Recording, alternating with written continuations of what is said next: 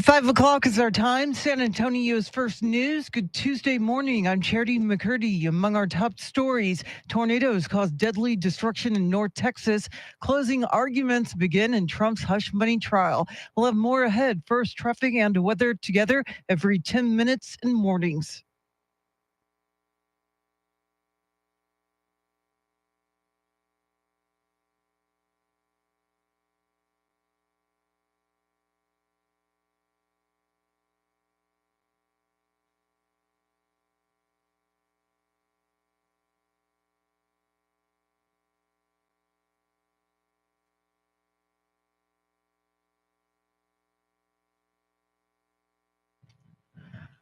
Your Weather Channel forecast for this Tuesday: partly cloudy with scattered thunderstorms possible this afternoon, a high of 95. Tonight, storms likely, a low near 70. Right now, 80 degrees.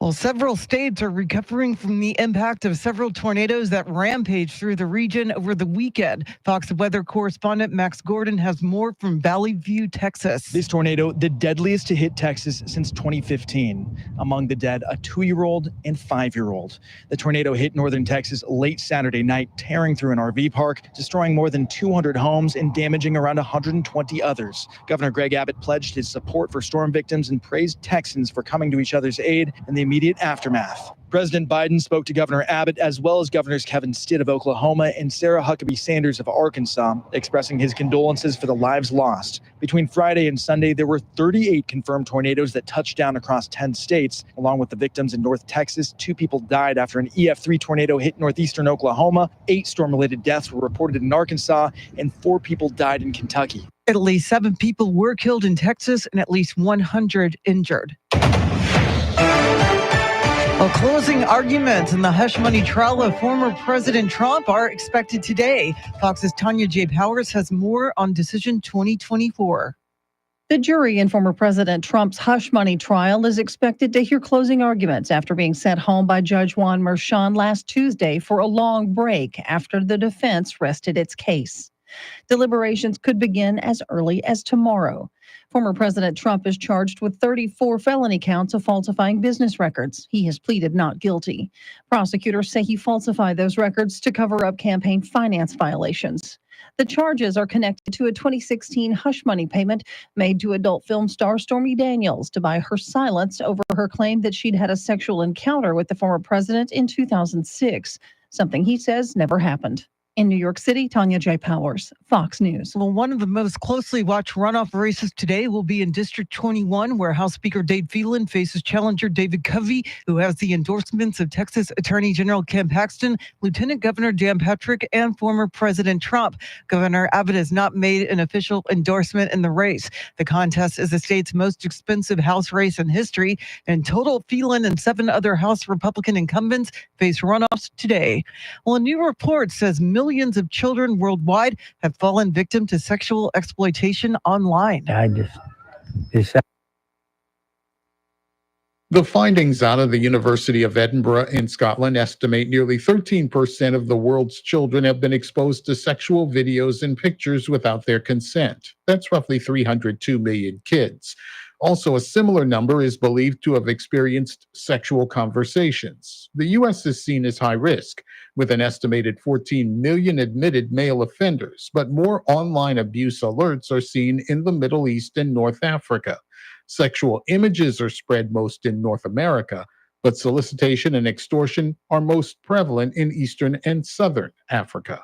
Gernal Scott, Fox News. Israeli Prime Minister Benjamin Netanyahu is speaking out on the recent Rafah strike. Here's Fox's Ashley Strohmeyer. Israel's Prime Minister Benjamin Netanyahu now says Sunday's deadly strike in Rafah was, quote, a tragic mistake. The attack at a tent camp housing displaced Palestinians killed at least 45 people.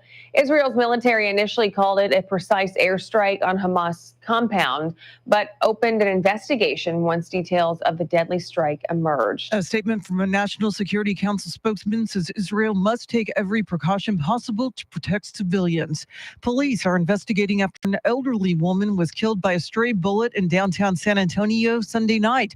Police Police Chief William McManus said that 80-year-old Heidi Silkworth was from the DFW area and had just attended a graduation at the Alamo Dome before she was killed in a crossfire. Two groups of men were involved in a shootout, and one of them, a 19-year-old, was critically wounded. McManus says that when an arrest is made, the suspect will face charges of murder and aggravated assault with a deadly weapon. Well, a 104-year-old Texas man who is a World War II veteran spent his Memorial Day weekend jumping out of a plane. Ernie Columbus says it was the second time he's gone skydiving. I just decided I was going to jump, and that was it. Columbus, who was tied to an instructor during the tandem jump in San Marcos, served in the Army during World War II, but then moved over to the Air Force to serve out the remainder of his military career. In that time, he never jumped out of a plane, and now he's done it twice. Well, the basketball world has lost a legend of the game. Bill Walton, a two-time college basketball national champion, Naismith Basketball Hall of Famer, and two-time NBA champion, has died following a prolonged battle with cancer. Walton was a star for John Wooden's UCLA Bruins for 3 seasons and was a 3-time National Player of the Year. After being selected first overall in the 1974 NBA Draft, Walton dealt with multiple foot injuries during his professional career, but was named the MVP of the league for the 1977-1978 season and won NBA championships with the Portland Trail Blazers and the Boston Celtics. After his playing days came to an end, Walton became a legendary broadcaster, working as an analyst for multiple networks, including NBC and ESPN. Joe Morgan, Fox News. It is 5:06, news at the top and bottom of every hour with breaking news as it happens. I'm Charity McCurdy. Traffic and weather coming up.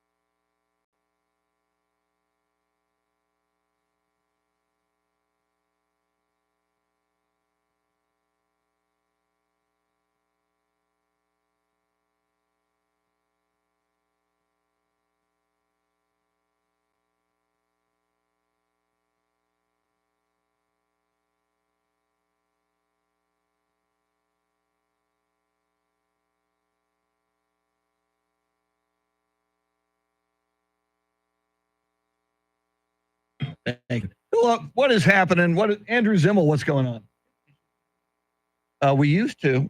Oh, yeah. Take all you need. Thank you. That's right. We do have everybody. tissue. Yes, we have tissues. Yes, we have tissues. Yes, we have no bananas. No, we have tissues. We have tissues. No, but no bananas. We got no bananas. Yes. Yes. Today. And we have no galitos. Yeah, and no galitos. Although our traffic person will pronounce it nogalites. But I've heard it both ways, Yes, Chris. I've heard it both ways. Now, Woody Henderson saying no sound. Really? Yeah. Woody, is there sound now? There should be. There should be. All right. Well, now you're not going to get any sound because we got to get the show started All right. here, people.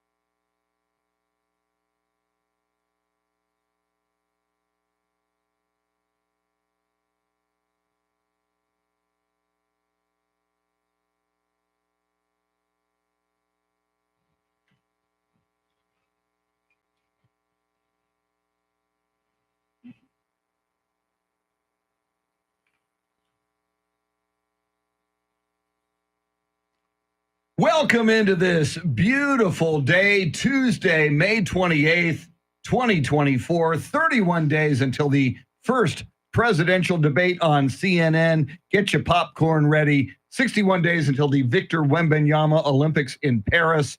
102 days until the NFL opening night game between the Baltimore Ravens and Taylor Swift's boyfriend's team.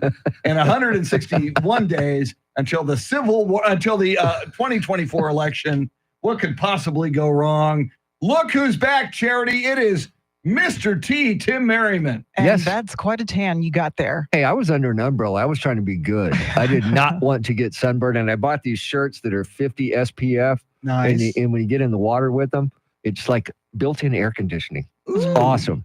I got to get some of those by the time I go Amazon. back to the coast. Amazon. I will be consulting with you sometime after Labor Day. I will hook you up, man. Thank you. I'll hook you up. Thank you very much. And right now we're going to hook everybody up with traffic and weather together.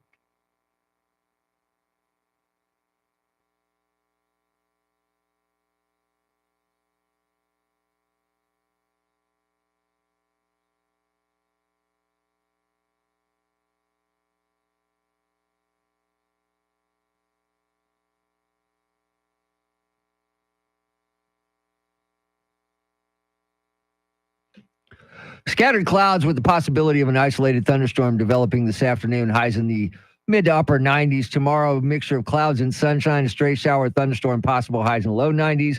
Then on Thursday, scattered thunderstorms in the morning, then partly cloudy in the afternoon, highs in the low 90s. 79 in Alamo Heights, 79 at Lackland Air Force Base, and 77 here at Stone Oak. WOAI News Time, 512.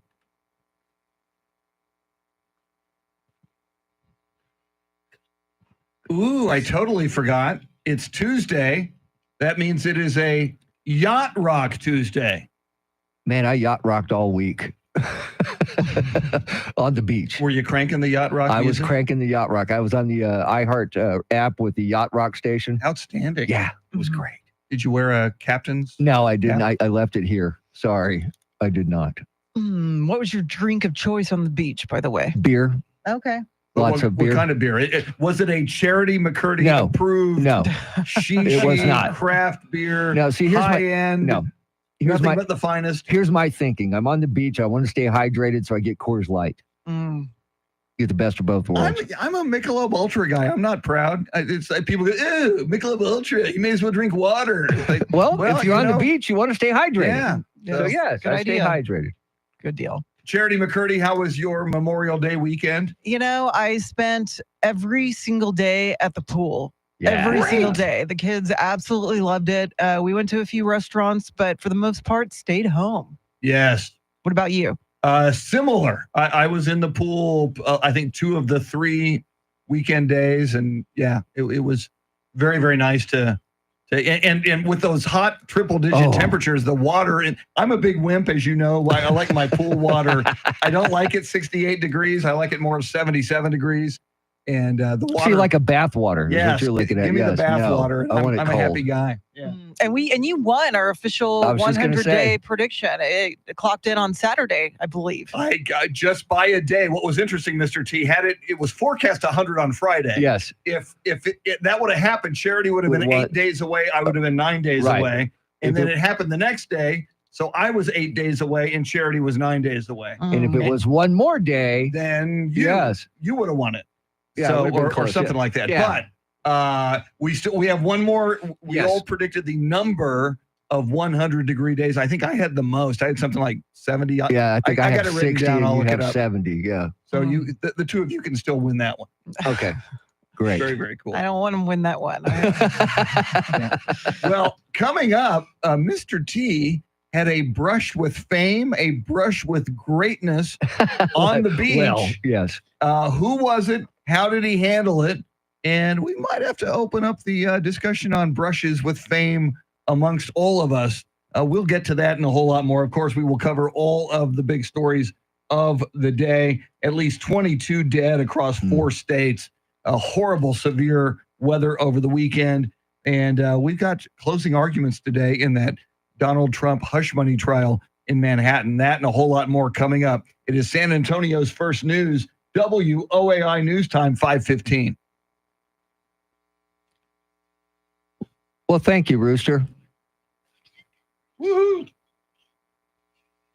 Louie, Tim, Rooster, Woody, Jacob, Tracy Bogart, whoever may be in here, we welcome you in. Good morning. Thanks, Tim. I'm glad to be back. Travis, good morning. Thanks, Travis. Echo 5 Hotel, welcome in. Yoo-hoo. Yeah, Echo 5 Hotel and no, Jeanette. Mr. T and excuse me, Mr. T. Tim. Tim. Who could be Mr. T? No. The other Tim. No. Tracy Bogart's in here. A lot of people in early. Yeah, I know. Thanks for hanging out early with us. Yeah. A baby come back? Well, hell. How is my freaking coffee leaking? That I don't understand. Uh-oh. That ain't right. No, that ain't right at all. Oh, God. Love it, man. Man, oh man. Yeah, we're watching some Bill Walton on the television screen, and we were big fans. Big time. Big time. I honestly, God, I did not know he had cancer. I did not. I think a lot of people did not. Yeah. Because when I saw that come in from Chris Berry, I thought, wait a minute. Yeah. He was only 71 too, man. That's kind of young. Yeah, it was shocking. Yeah, me too, Louie. I miss him already. Hello, Sam. It's Taco Tuesday, and Sam's going to consume as many tacos as possible today. Hey, man, we support that. Yo, Tracy, what's up? Do your part. Tracy Bogart, the chairman of the Bexar County MAGA Republicans, coronavirus and climate change deniers. Oh, yeah. Welcome in. Yeah, it took me by surprise too, Louie. I was just talking to Chris about it. I did not know that he had cancer. I guess it was a private battle, but I did not know it. I was kind of shocked by that. Just see Dougie McDermott's. Yeah. So if you go Spurs, I guess you go Derek White. Yeah. But I can't. I'll take Boston over Dallas any day. Yeah. Sorry. I don't hate Dallas as much as I used to. I do. I like Luka. Yeah. Mark Cuban does a lot of good things for the troops. I don't mind Mark Cuban. I don't mind Doncic, but it's still the Dallas Mavericks, and I cannot root for them. I'm sorry. It's not in my DNA. I cannot do it. Hey, all the times I used to call them the Alice Mavericks because they had no D. Can't say that anymore because they got a little D now. It is weird how, we're Dallas Cowboys fans, yet hate the Dallas Mavericks. Yep. Did you see that? I don't hate the Rangers, but I'm an Astros fan, so I pull Astros over Rangers. Mahomes and Kelsey got booed at the last game in Dallas. Yes, they were at the Mavs game. Wow. Yeah. And Cindy goes, why do they boo them? And I said, because they're Cowboys fans, man. Come on. I said, everybody hates a winner. I saw Travis Kelsey was at the Stars game, too. Here we go.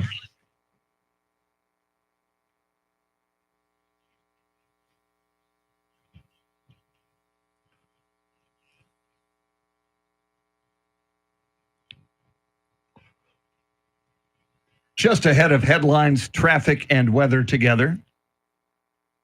He didn't have you up yet. So nobody heard that but me. Oh, that's fine. But man, that was some of my best work. I know. It's a tragedy. Some of my best work. Little Christopher Cross for you on a Yacht Rock Tuesday. We are just ahead of headlines, traffic, and weather together. And then Mr. T's brush with fame at the coast. And we'll talk about other brushes with fame. We'll talk about your brush with fame coming up. First, Charity McCurdy, what stories are you following? Well, 7 are dead following several tornadoes in North Texas over the weekend. San Antonio police are investigating a shooting at a birthday party that sent 3 people to the hospital. And former President Trump's hush money trial resumes today with closing arguments expected to begin. We'll have the latest coming up. Right now, traffic and weather together.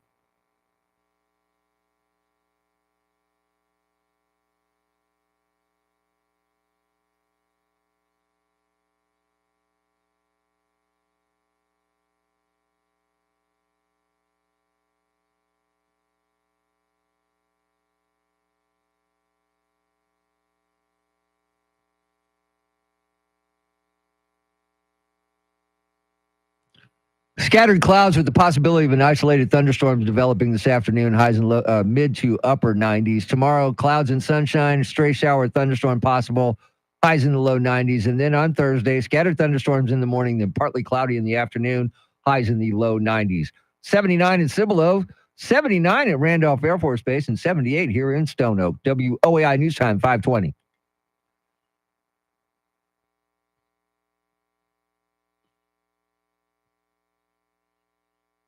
Bread.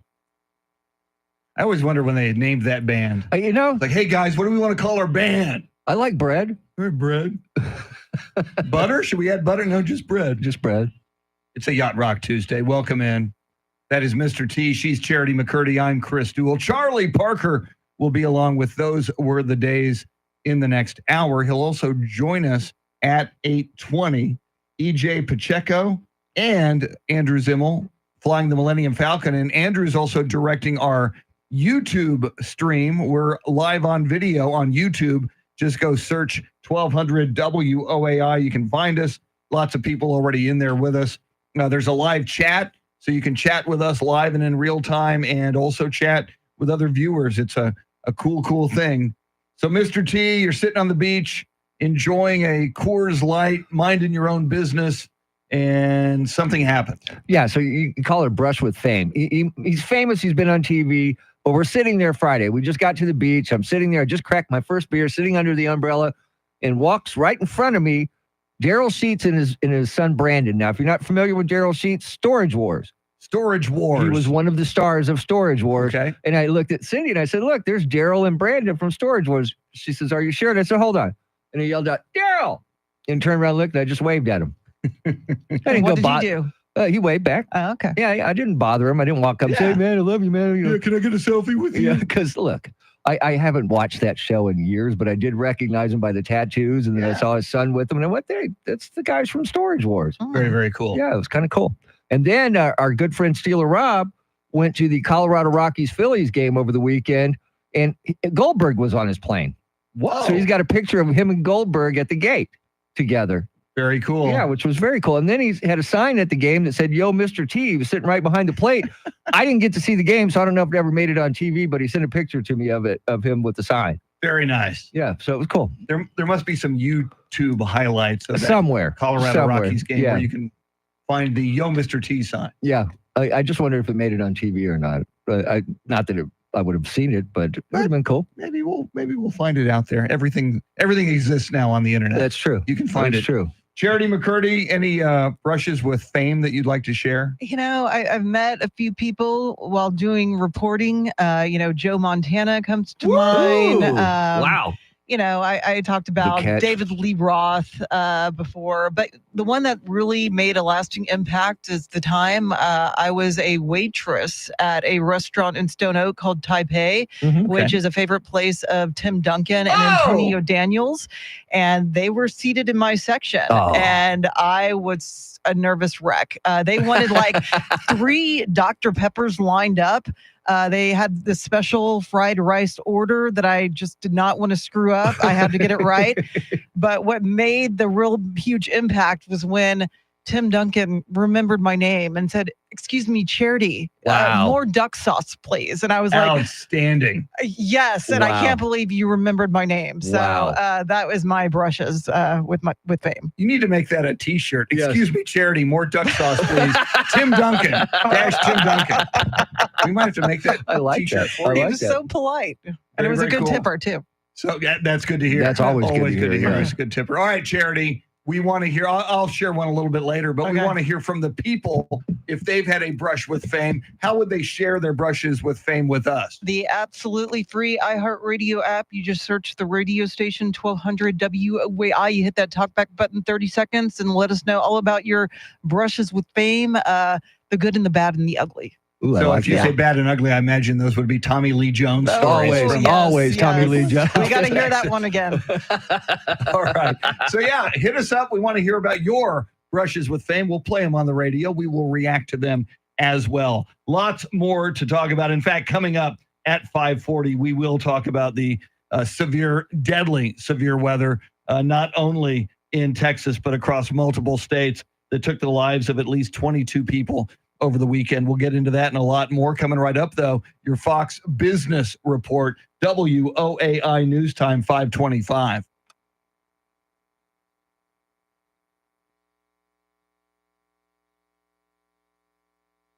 Woo! Okay, we're back. Woo!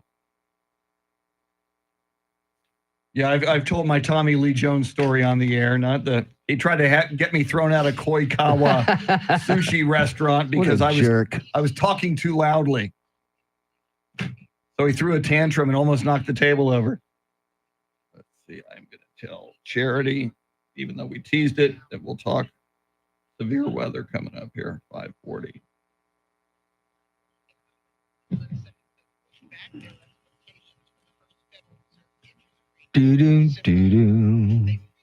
Tim may have never had a brush with greatness, he said. I know.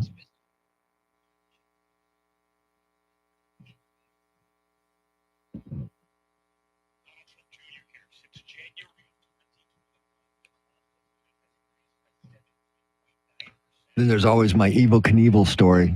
Yes. And Meadowlark and Goose from the Globetrotters might be one of my funniest brush with fame. I think I was like 11 when that happened. That was great.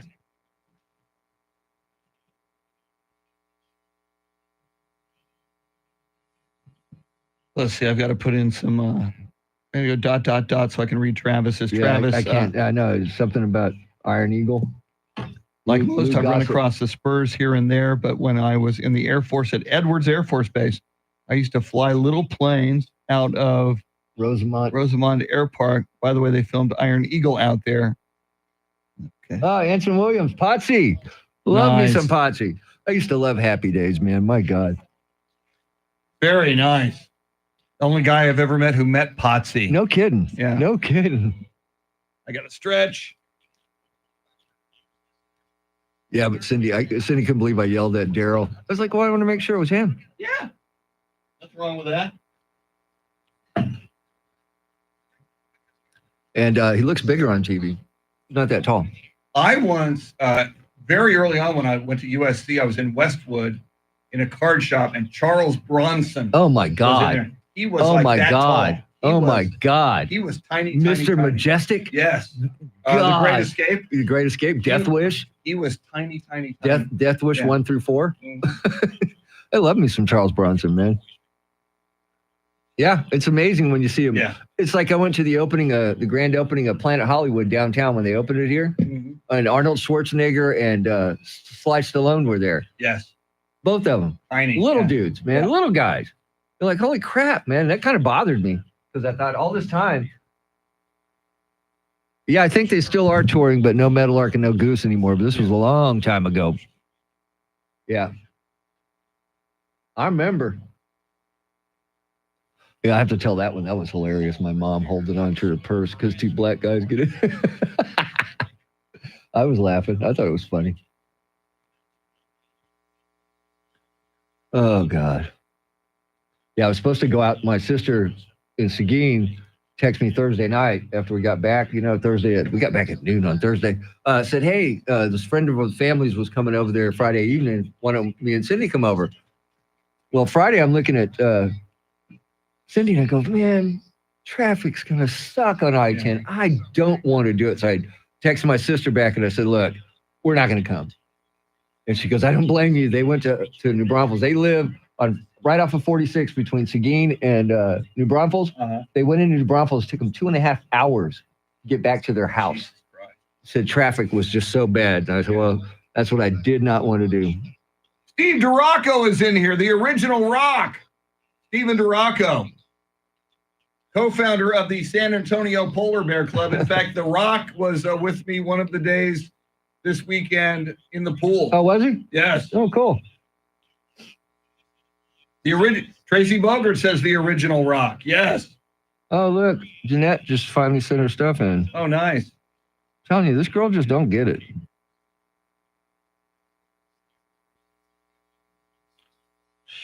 Deadliest tornado since 2015. in I know. Texas. I know. Sanger, Texas.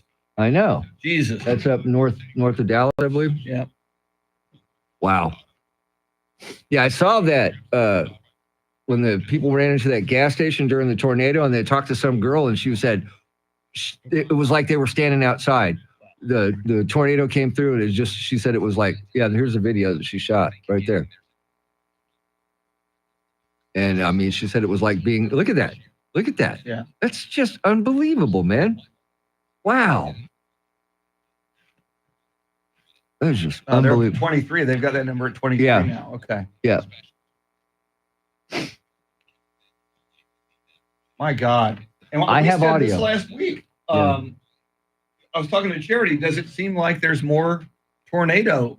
Yes, it does. Deadly tornadoes already, especially in the month this of time May. of year. Yeah. It's weird, man. Yeah. I've got Greg Abbott audio. Okay. Okay. We'll ask for it early. Okay. Texas Governor Greg Abbott. Charity is coming up with the news. All right. You want me to bring her up? Well, whenever he cuts to her. Okay. He typically, when I was last week, he would cut to her right when she'd start. That's fine with me. We'll see. We'll be back. We'll let you look at Charity for a while because that's Yeah, why you guys are tuning She's in. Come better on. to look at than Yes. us. Yeah, because it ain't us you came to see, baby. All right.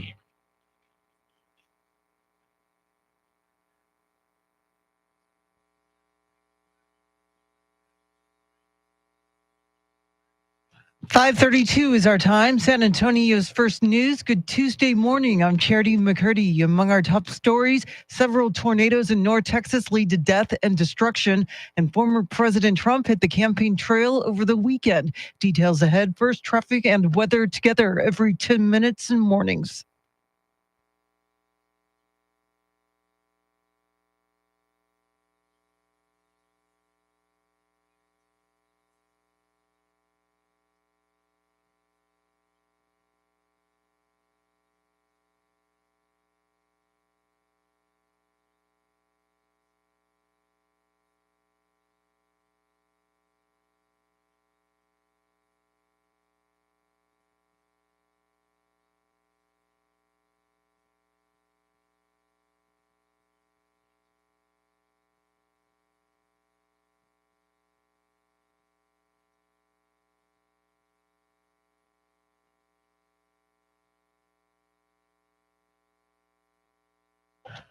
Your Weather Channel forecast for this Tuesday: partly cloudy, scattered thunderstorms possible this afternoon, a high of 95. Storms possible tonight, a low near 70. Right now, 80 degrees.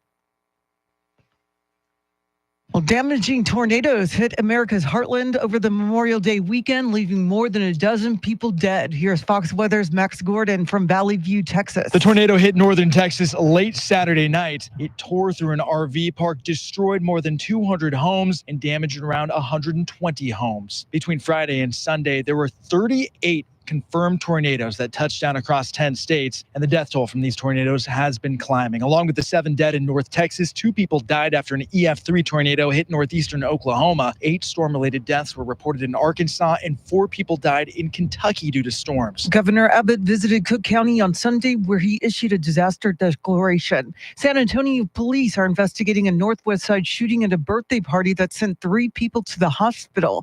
Officers responded around 7:45 Monday to a home on Braun Falcon. Investigators say a woman invited her cousin to a birthday party, and she brought her boyfriend, who was a stranger.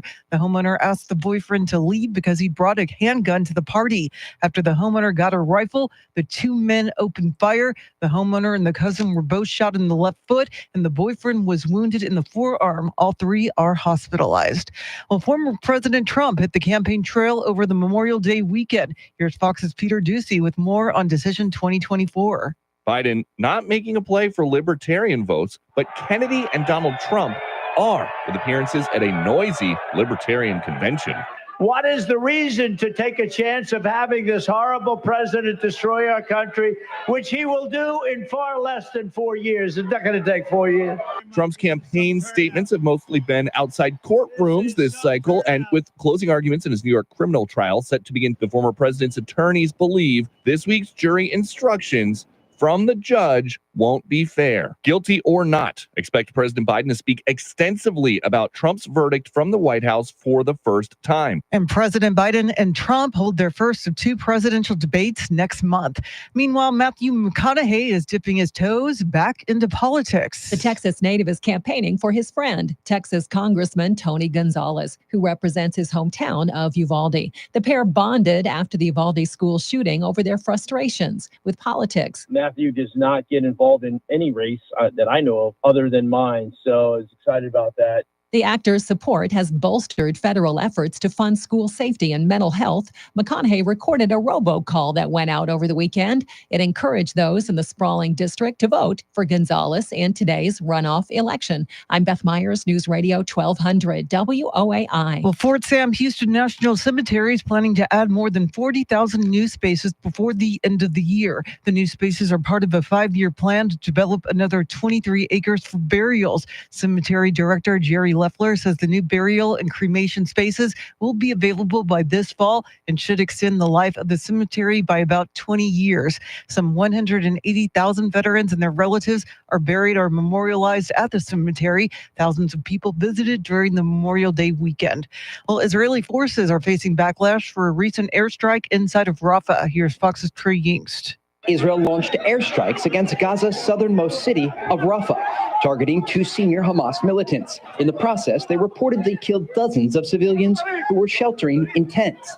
The Israeli military, facing international condemnation, has opened a rare probe into the incident. The United States is weighing in on the strikes, calling on Israel to use restraint, with the Biden administration's National Security Council saying in a statement, quote, "The devastating images following an IDF strike in Rafah that killed dozens of innocent Palestinians are heartbreaking." And indirect negotiations between Israel and Hamas are expected to resume sometime this week. It is 5:37 now with breaking crime news from around the country. Here's Nancy Grace.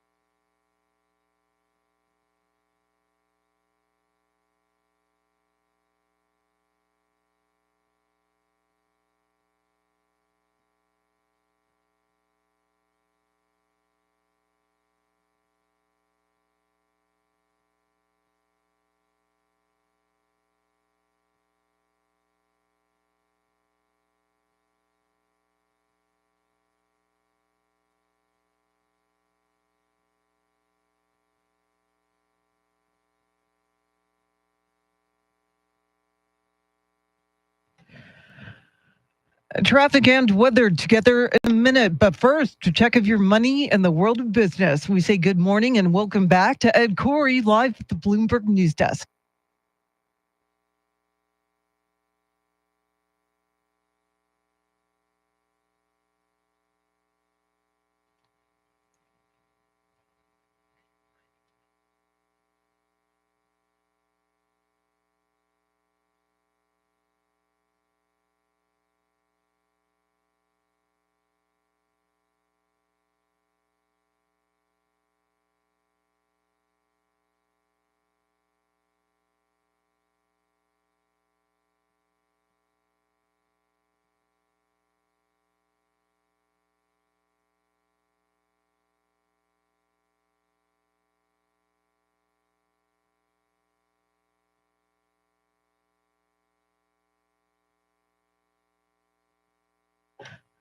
Thanks, Ed. News at the top and bottom of every hour, along with breaking news as it happens. I'm Charity McCurdy. Here's traffic and weather.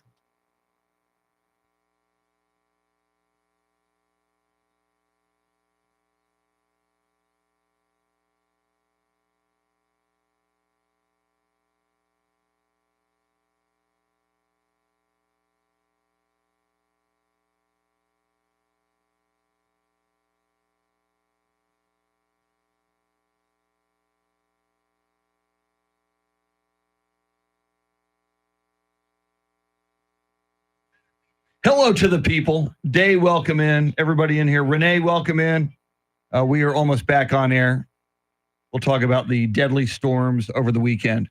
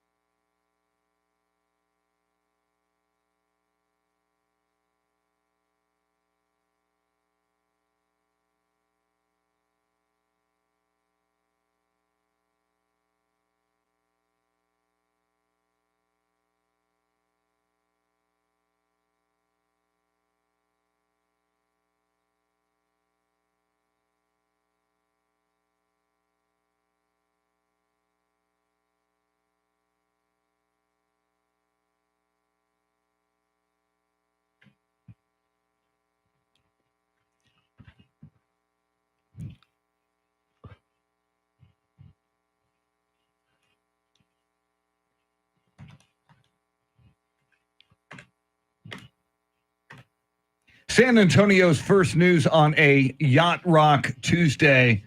And while a lot of people enjoyed the 3-day Memorial Day weekend, it was deadly. So many tornadoes across 4 states, at least 23 dead across 4 states, 7 in North Texas. That horrible tornado in Sanger, Texas. Many Texas counties under emergency declarations. Here's Texas Governor Greg Abbott. So there are now 106 Texas counties subject to a gubernatorial disaster declaration. That's more than a third of all Texas counties. Wow. That is a huge number. And Charity, you and I were talking about this last week. It seems we're still in the month of May, and it seems we've been doing so many stories on deadly tornadoes seemingly every week, almost every few days. It's amazing. Yes, and it's always terrifying when they take place at night, which was the case in North Texas Saturday. Apparently 4 tornadoes in the North Texas region, Cook, Collin, and Denton counties, and that killed 7 people. And a good explanation for that is because a lot of people were probably asleep, did not get those warnings on their phone until it was too late. And among the dead are 3 children, and you have 100 others injured. And if you see the footage, oh my gosh, it's absolutely devastating. Now, I saw some footage yesterday of a gas station where people were inside the gas station in North Texas to get away from the tornado. Yeah. And they talked to this girl, teenage girl that was in there, and she said it was like being outside. Once that tornado came through, it just blew off the roof and the windows, everything. And she said it felt like she was outside, and it was got to be scary as hell, man. And Charity, you mentioned when these tornadoes hit at night, that's when it's most deadly because people aren't getting the warnings. You would think there would be better ways. You know, we all have a smartphone. Now, granted, a lot of people, and I do it myself, I put it on airplane mode or I turn it off sometimes at night. But you would think technology would be such that, or maybe new technology needs to be devised that would just turn the phone back on or take it out of airplane mode when it's a life-threatening emergency like this. Yeah, because it could save lives and seconds count. Yes. And it was crazy that one of those 4 tornadoes that hit North Texas Saturday night was on the ground for nearly 50 miles. That's amazing. And scary as hell, man. I mean, come on. Think about that. And you mentioned, you having your phone on airplane mode at night. I used to do that, but then whenever there was severe weather, I would turn it off. Turn it back on, turn the phone back on, turn the airplane mode off, just so I could get the alerts. Yes, which makes sense, and especially, I mean, if you live in Tornado Alley, and even though we're not certainly in South Texas, technically in Tornado Alley, but we've seen tornadoes in South Texas over the years, so it probably, to safeguard yourself and safeguard your family, probably a good idea to leave that phone on overnight. And it's a good idea to have the conversation in your household. Where do we go if there's a tornado? What's the safest place in the house? Often people will go to the bathtub and grab a mattress. But I'm trying to think in my house where we have like a really reinforced area where there's not an exterior wall or windows, and it's not everyone has a whole lot of options. No, they don't. But the bathroom in the bathtub is a great place because of all the pipes. Yeah, and kind of- planning ahead yes. is a great idea. Yes, it And is. Everybody and every family should do that. And we're certainly talking to South Texas because it could happen here again. Coming up, flashback, we will go back in time, try to figure out what year we landed in. Then coming up at 5:50, we are hearing from you, like Mr. T, like Charity. Have you had a brush with fame? We'll play your talkbacks coming up as well. WOAI News Time, 5:45. All right. All right. Hector Gomez, welcome in. Hector Gomez is a great American. I'm sure everybody in here is a great American.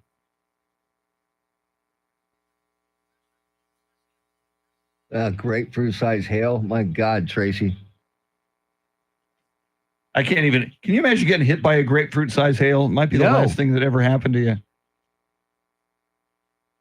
Silence override is smart, though. I like that.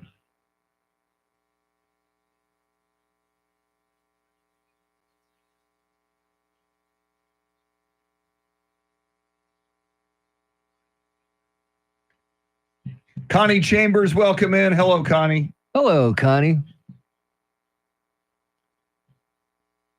Daywalker. I like that name. Daywalker. Good morning, Daywalker.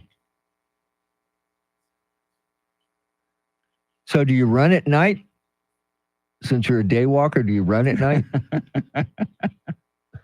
Just wondering. Hi, Connie.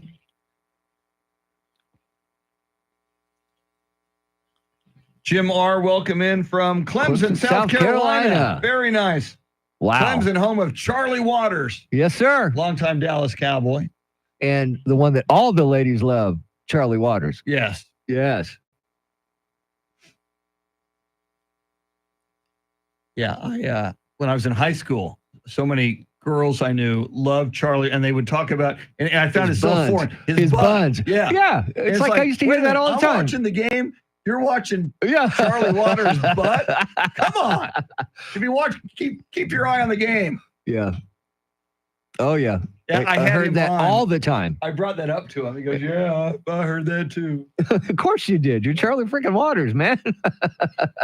And we love you too, Louie. Brother Louie, a great tune. Louie, Louie, Louie, Louie. Louie, Louie, Louie, Louie, Louie. It is. Lifeguard shortage. I'm telling you, man. That 14-year-old girl got killed in South Padre on Sunday, man. There are no lifeguards. How close was that to you? Oh, it was a mile down the beach from us, but it was amazing how word traveled down the beach. You know, because people were talking about it, and they're Interesting. walking right in front of us. And I can hear them talking, and I looked at Cindy. I said, "Something happened. Wow. Something happened." How old was she? 14. Damn it. Now, all day long, they were saying she was 13. And then we didn't find out till Monday that she was actually 14, and which brought up this to me. Hopefully she wasn't out there for her birthday. In other words, when she went in the water, she was 13, but when they found her, she was 14. Yeah. Never got an answer to that, though. Mm. Yeah, but it was amazing to see how the news just traveled, man. And it was Yeah. a trip. Julian Martinez, welcome. 30 minutes ago, looking in the mirror. Funny. Very funny. That is funny. I like that.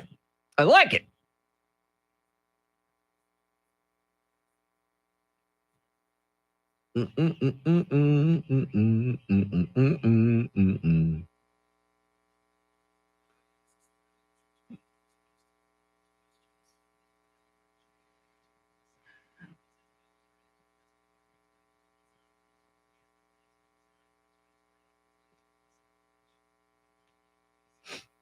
All right. Louie. Danger, danger when you taste brown sugar. Uh-huh. All right.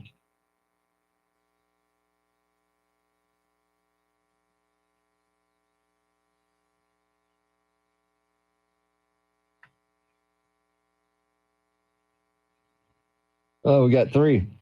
Beautiful. Yep. I will pass that along if I have time before the flashback. We're going back in time with flashback. Here we go. And we're going.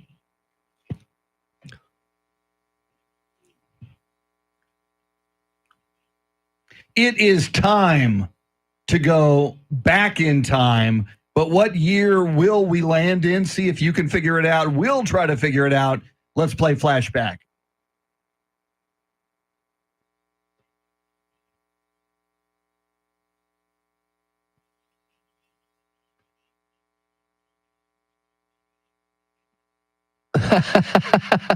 Gee.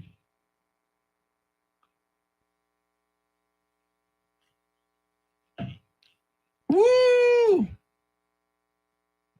I know this one. Okay, beautiful. Yep.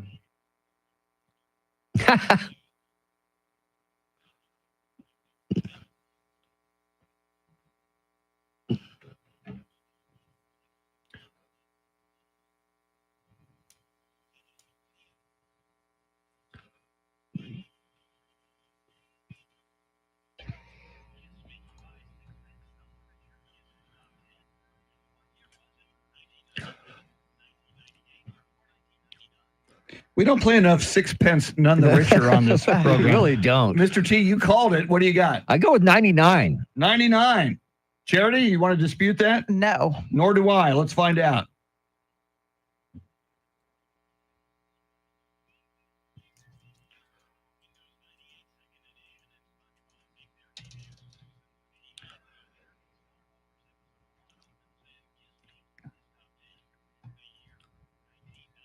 Yeah. It was a very good year. Yes, it was. Spurs fans. See, I remember that because Susan Lucci winning the Emmy. I remember that like it was yesterday because right after that, Spurs won the championship. Very so I nice. was very happy. Very, very cool. Charity McCurdy, what stories are you following? Well, dozens are dead after storms swept through Texas, Oklahoma, Arkansas, and Kentucky over the weekend. Closing arguments are set to begin today in the hush money trial of former President Trump, and voters in the San Antonio area will decide the outcomes of several primary runoffs today. We'll have the latest coming up. Right now, traffic and weather together.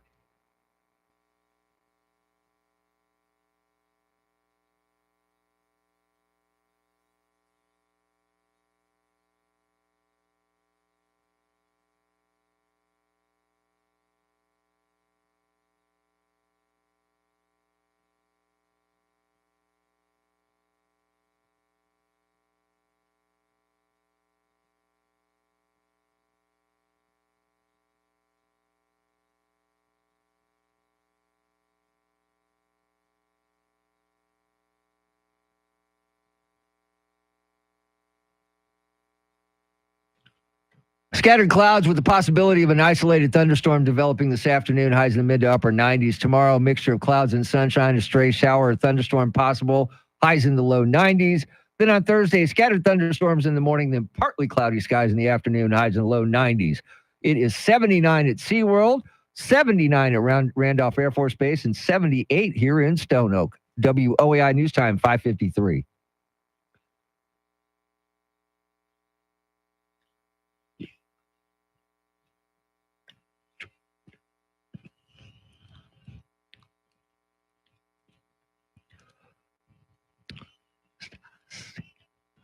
It is a Yacht Rock Tuesday on San Antonio's First News. Mr. T is back. She's Charity McCurdy. I'm Chris Duell. Charlie Parker will be along with Those Were the Days at 6:48. He'll also join us in studio at 8:20. Mr. T had a brush with greatness at the coast over the weekend, so it just got us thinking about your brushes with fame. We want to hear from you on the free iHeartRadio app. And before we listen to a few, Charity, how do people tell us about their brushes with fame? Hello. Uh-oh. How come we're not hearing her? Studios of the future. I got her up in here. Okay, here it goes. Okay. Again, I think it's my board. Is it? It reset again. So, yeah, the light was on. I promise. I know how to use Look, this I thing. could see your lips moving. Everything was great. And I read some of it, but So it's the free iHeartRadio app. You just search the radio station 1200 WOAI, hit that red talkback button, 30 seconds to let us know your brushes with fame. Very, very cool. And Mr. T, we got a few that we will listen to right now. Fasten your seatbelts for brushes with fame. Here's the first one. Good morning, WOAI crew. This is Stan. Probably in about 2000, 2001, our family was up in Silver Dollar City, and we were getting ready to see this concert in a little amphitheater. And I went up to get some drinks and some popcorn, and I looked next to me, and there's Robert Duvall. And he looked at me, and I said, "You sure look like Robert Duvall." And he goes, "Who's that?" And I said, "He's an actor." And Very nice. I love that one. Very nice. And let's go to Lytle for our favorite school teacher. Hey, Mr. T, Chris, and Charity. This is Stephen from Lytle, your favorite teacher. Yes. My brush-in with fame was Chichi Rodriguez, the golf player that used his club like a sword. He was on the senior tournament by the time I ran into him. We were at a high school competition, actually, in San Antonio, and he was at the breakfast table next to us. I was too shy to say anything. A couple of people went and said hello, and we waved them as we left. And then I started seeing him everywhere on TV at tournaments and everything, so that's the closest I've gotten. Y'all have a good day. Chichi Rodriguez. That is cool. One of the greatest names in golf ever. I love that name, Chichi Rodriguez. And I'll never forget Les Nessman, Chai Rodriguez. That's what he called him. I thought that was just hilarious. Very nice. All right, here's one more. Good morning, everyone. This is Kevin. I just want to let you all know I love listening to you guys in the morning. Well, here's my quick little story. A few years ago, I was on rotation in Korea at about 4:30 in the morning. I get a call from my then wife, and on the other end, it's Jensen Ackles, the guy who plays Dean in Supernatural. She met him, and he offered to video call me. So it was just an awesome experience. The dude's a really great guy, and the fact that he was willing to do this says a lot. That is cool. To get a phone call, That is Brush cool. with Greatness. Yes. That is way cool. All right. Keep them coming. We want to hear your brushes with fame. Free iHeartRadio app. Easy for me to say. Hit the talkback button, and you got 30 seconds. And if you need to go over 30, leave us another one. But you can usually do it in 30. So, yeah, definitely. Yeah. Charity has everything you need to know here at the top of the hour. Charlie Parker will be along in the next hour at 6:48 with Those Were the Days. And we are all over the big stories of the day. Coming right up, WOAI News Time 5:57.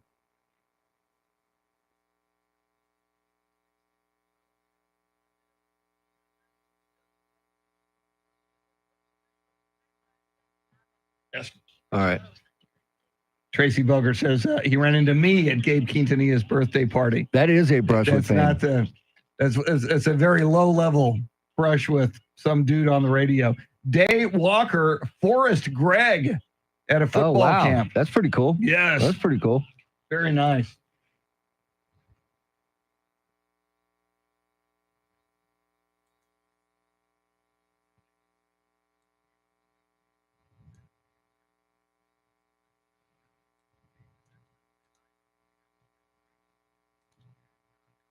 All right, we're back. Woo!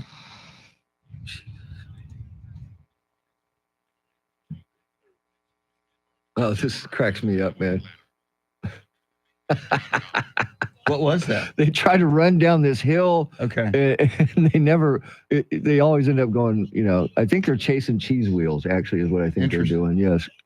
Pretty funny. Tracy Bogert, my three favorite conversations have been with Al Gore, Ann Richards, and the beloved Tommy Lee Jones. Now, Tracy, hopefully, when you spoke with Tommy Lee Jones? Yeah, hopefully you did not make eye contact and you look down. You avert your gaze to downward toward his feet because he does not like eye contact. Oh, and Mike Gale, that's a big one. Yeah, I love Mike Gale. What a good guy he was. Yeah, it was.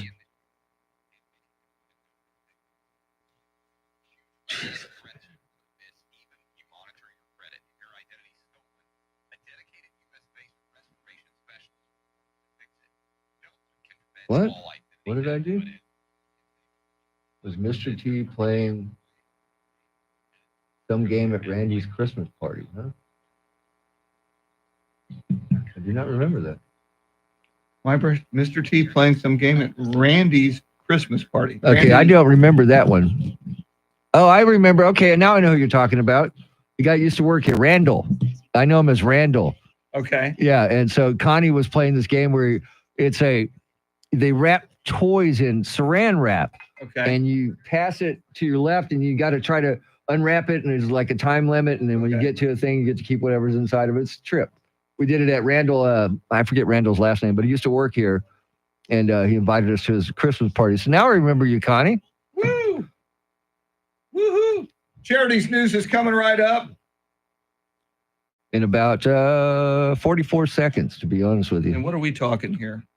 Well, Since we may be going back to talkbacks, you want to do some Bill Walton? yes. Okay. I'll have to change it on the one that I send to him.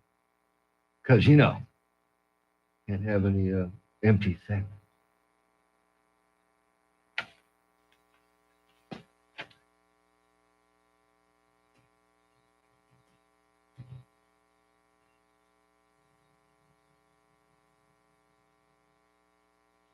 Okay.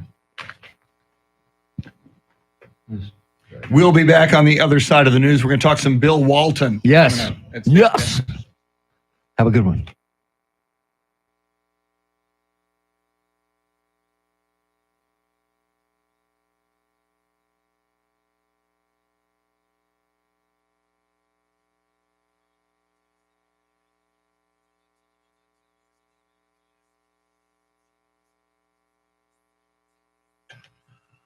.601 is our time. San Antonio's first news. Good Tuesday morning. I'm Charity McCurdy. Among our top stories, tornadoes caused deadly destruction in North Texas. Closing arguments begin in Trump's hush money trial. Details ahead. First, traffic and weather together every 10 minutes in mornings.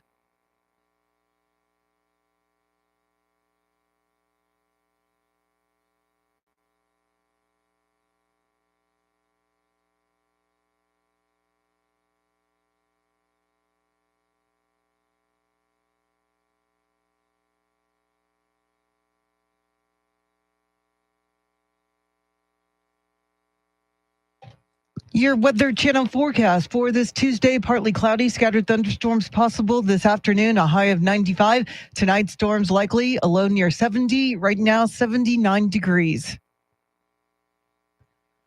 Well, several states are recovering from the impact of several tornadoes that rampaged through the region over the weekend. Here's Fox weather correspondent Max Gordon reporting from Valley View, Texas. This tornado, the deadliest to hit Texas since 2015. Among the dead, a 2-year-old and 5-year-old. The tornado hit northern Texas late Saturday night, tearing through an RV park, destroying more than 200 homes and damaging around 120 others. Governor Greg Abbott pledged his support for storm victims and praised Texans for coming to each other's aid in the immediate aftermath. President Biden spoke to Governor Abbott as well as Governors Kevin Stitt of Oklahoma and Sarah Huckabee Sanders of Arkansas, expressing his condolences for the lives lost. Between Friday and Sunday, there were 38 confirmed tornadoes that touched down across 10 states. Along with the victims in North Texas, 2 people died after an EF3 tornado hit northeastern Oklahoma. 8 storm-related deaths were reported in Arkansas, and 4 people died in Kentucky.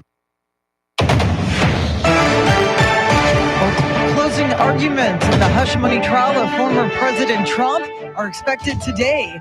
Fox's Tanya J. Powers has more on Decision 2024.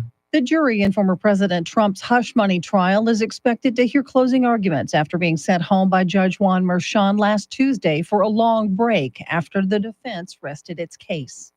Deliberations could begin as early as tomorrow. Former President Trump is charged with 34 felony counts of falsifying business records. He has pleaded not guilty. Prosecutors say he falsified those records to cover up campaign finance violations. The charges are connected to a 2016 hush money payment made to adult film star Stormy Daniels to buy her silence over her claim that she'd had a sexual encounter with the former president in 2006, something he says never happened. In New York City, Tanya J. Powers, Fox News. Meantime, today is primary runoff voting day in Texas, and voters have some key races to decide. On the Republican side, incumbent District 23 Congressman Tony Gonzalez faces off against YouTuber and gunmaker Brandon Herrera for the chance to go up against S. Lamone in November. In District 28, Jay Furman and Lazaro Garza Jr. are in a runoff to see who will face Democrat Henry Cuellar. The District 35 runoff has Michael Rodriguez against Stephen Wright to face Democrat incumbent Greg Casar. Polls are open from 7 a.m. to 7 p.m. Eric Lycum, News Radio 1200 WOAI. Police are investigating after an elderly woman was killed by a stray bullet in downtown San Antonio Sunday night. Police Chief William McManus said Monday that 80-year-old Heidi Silkworth was from the DFW area and had just attended a graduation at the Alamo Dome before she was killed in the crossfire. Two groups of men were involved in a shootout, and one of them, a 19-year-old, was critically wounded. McManus says that when an arrest is made, the suspect will face charges of murder and aggravated assault with a deadly weapon. Well, Israeli Prime Minister Benjamin Netanyahu is speaking out on the recent Rafah strike. Here's Fox's Ashley Strohmeyer. Israel's Prime Minister Benjamin Netanyahu now says Sunday's deadly strike in Rafah was, quote, a tragic mistake. The attack at a tent camp housing displaced Palestinians killed at least 45 people. Israel's military initially called it a precise airstrike on Hamas compound, but opened an investigation once details of the deadly strike emerged. And a statement from a National Security Council spokesman says that Israel must take every precaution possible to protect civilians. Well, the basketball world has lost a legend of the game. Bill Walton, a two-time college basketball national champion, Naismith Basketball Hall of Famer, and two-time NBA champion, has died following a prolonged battle with cancer. Walton was a star for John Wooden's UCLA Bruins for 3 seasons and was a 3-time National Player of the Year. After being selected first overall in the 1974 NBA draft, Walton dealt with multiple foot injuries during his professional career, but was named the MVP of the league for the 1977-1978 season and won NBA championships with the Portland Trail Blazers and the Boston Celtics. After his playing days came to an end, Walton became a legendary broadcaster, working as an analyst for multiple networks, including NBC and ESPN.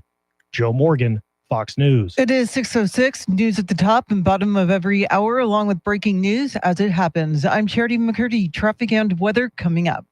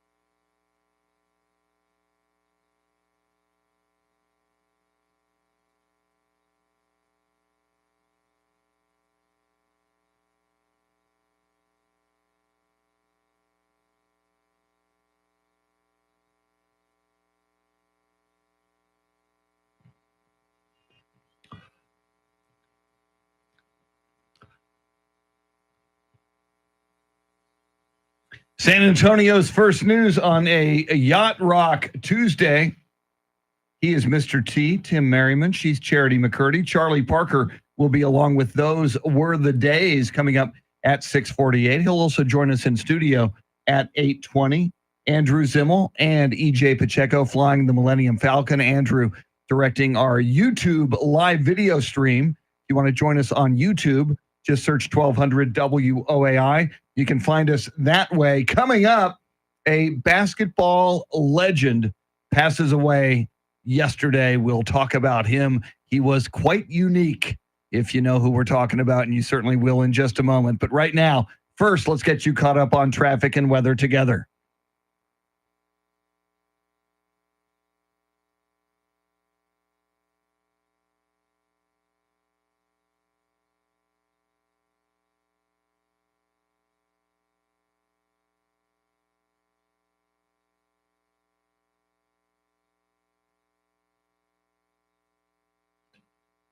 Clouds this morning, a possibility of an isolated thunderstorm is developing this afternoon, highs in the mid to upper 90s. Tomorrow, a mixture of clouds and sun, a stray shower, thunderstorm possible, highs in the low 90s. Then on Thursday, scattered thunderstorms in the morning, then partly cloudy later in the day. 79 in Hondo, 79 in Chavano Park, and 78 here in Stone Oak. WOAI News Time 610.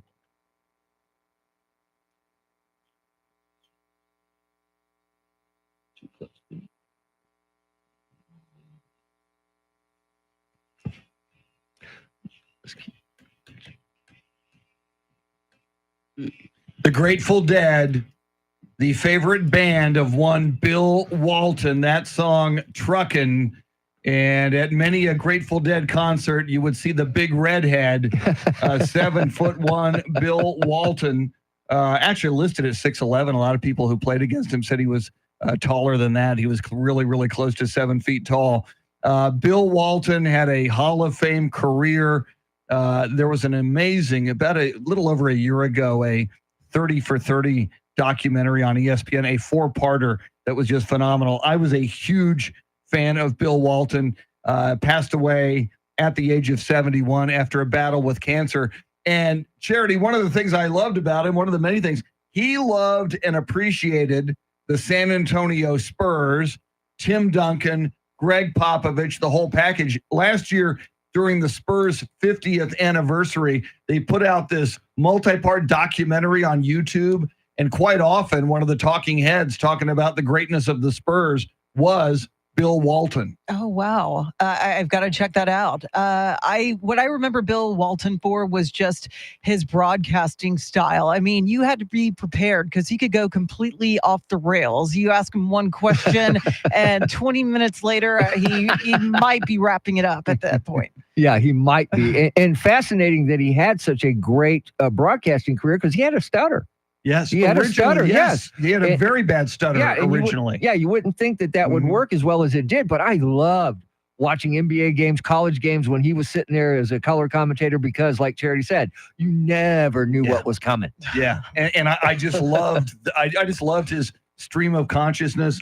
And I know you guys had him with Charlie a couple times. Yes. I once last time the Final Four was here, I was working over on Ticket 760, and we were on Radio Row. Here in San Antonio at the Final Four, and it was me and Andy Everett, and the segments were like 15 minutes long. We went long with Bill Walton. Of course. We went about 19 minutes with Bill Walton. We each got one question in. I asked an opening question, and Bill went about 10 minutes, and then Andy asked a follow-up question. Bill went like another 9 minutes, and that was it. But I was in heaven. It was just nothing but Bill Walton for 19 minutes. If you want to honor Bill Walton, you should probably listen to some Grateful Dead today. Amen. Yeah. Amen. And at least he gets to reunite with Jerry Garcia. Jerry Garcia, and there was a few, yes. That's right. And he was a protege of his coach at UCLA, John Wooden. Yes. One of the things I used to love when Bill Walton would ever talk about the life lessons that he learned from one of the greatest, maybe the greatest college basketball coach ever, John Wooden. Wooden really instilled life lessons in his players, just the way they went through life and approached the game of basketball and the game of life. Yeah, he had so much passion for the game, and he really struggled with so many injuries. I remember hearing about his foot injuries that really impacted his ability to play. And I think he, at one point, ended up having back surgery, so his body really took a beating. Yeah, it's the feet. I mean, when you're that big, your feet take a pounding. And if it weren't for the foot problems, I think he would have had a lot longer career. And I used to see him at Spurs games, and, you talk about his injuries, and it would take him so long to just walk from point to point and across the court because I mean his knees were arthritic, his ankles. He had so many problems physically with those knees and with his body. It was just tough for him to. And yet he called himself the luckiest man alive. Yeah. He was so happy and always smiling and so accommodating to everyone. I think that's one of his big legacies, I think. I just didn't even realize he was suffering from cancer. I mean, that seems like such a young age, 71. Yeah, and I told Chris this morning, I did not know that he was struggling with cancer as well. I mean, he kept it pretty close. Bill Walton gone at the age of 71. Coming up, we've got more of your talkbacks. Mr. T had a brush with fame at the coast last week, so we're asking about your brushes with fame on our talkback feature on the free iHeartRadio app. Your talkbacks coming up. Don't forget Charlie Parker coming up at 6:48. WOAI News Time, 6:15. All right. Woo! All right. See, it is cheese rolling. And they have to try to catch it, and they end up rolling down the. It's So they're hilarious. chasing cheese? A wheel of cheese Okay. goes down, and see, she's got it in her hands right now. Wow. She got it. They go it, and you try to run after it. Yeah. Amazing. Yeah, it's hilarious. That's just crazy, man. I'm surprised more people I'm don't. surprised that you don't break arms and elbows backs and yeah. necks and yeah. Wow. Yeah. Hello. Do do do do do do do do do do do. Oh man. God. Living on Reds, vitamin C, and cocaine.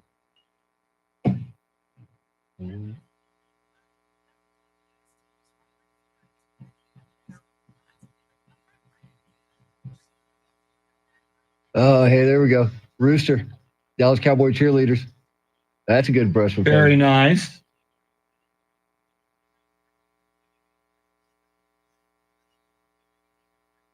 Yep, you're right, Tracy.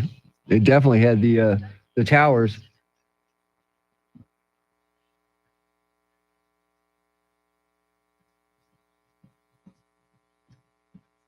Wow, severe storm. Well, enhanced. Okay. Yeah, it's enhanced.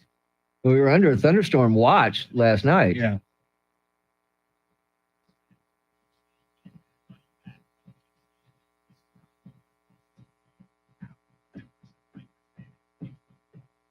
Mama. Living on red, vitamin C, and cocaine. You just got to throw it to her. Yeah. Unless you have other. I don't. We're late. Okay. So, not that we're gonna get to anybody, but you never know. I told you had 2 John Waynes, right? Yes. You can go to 2630. Beautiful. Yeah, 319. Yeah, you can. Okay, cool. And we're still sitting on 3? Yes. Okay.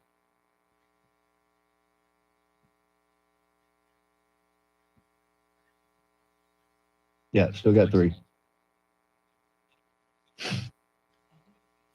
River City Wrestling here in San Antonio. This guy's the general manager of River City Wrestling here in San Antonio. Okay. Jerry the King Lawler. Yes. God, I love her. Let's see. So out time 6:26:30. Yes.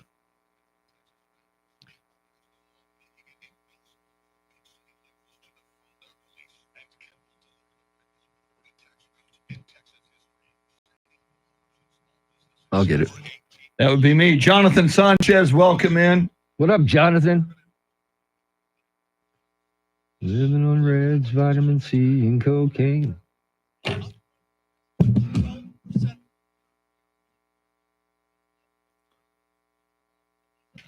wonder how old she is. Got to be in her 20s, right? Easily. Oh, yeah. She's not 30. No. If she is, God bless her. And what's the tattoo say again? I can't remember. Oh, just see, I gave you a story that There's a study out that tattoos cause cancer. Wow. You have a better chance of getting a lymphoma if you have a tattoo than if you don't.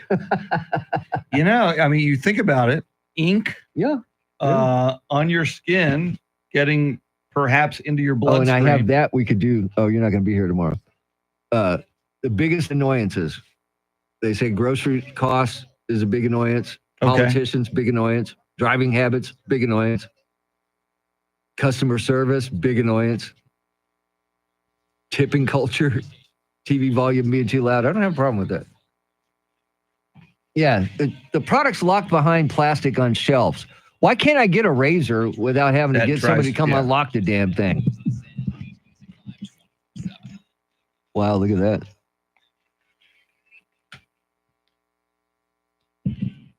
Dooga-doom, dooga-doom. Here we go, Chris.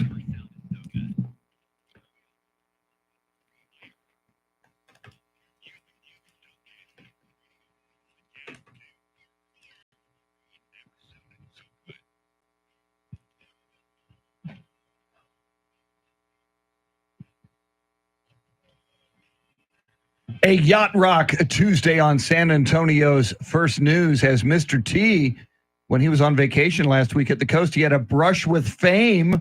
So we're asking you about your brushes with fame. We'll hear your talkbacks coming right up. But first, Charity McCurdy, what stories are you following?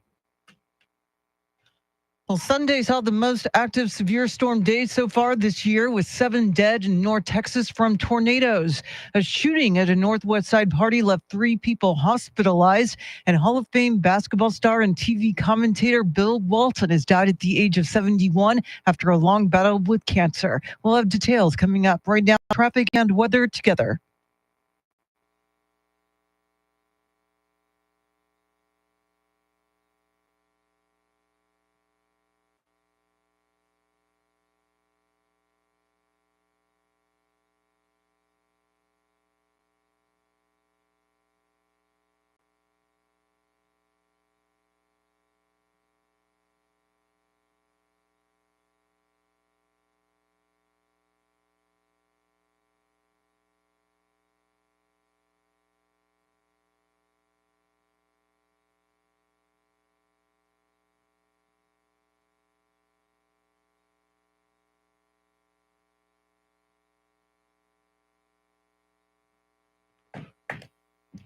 Clouds this morning, isolated thunderstorms developing this afternoon, highs in the mid to upper 90s. Tomorrow, clouds and sunshine in the morning, stray shower thunderstorms possible, highs in the low 90s. And then on Thursday, scattered thunderstorms in the morning, then partly cloudy in the afternoon, highs in the low 90s. It is 79 at Randolph Air Force Base, 79 in Alamo Heights, and 78 here in Stone Oak. WOAI News Time, 622.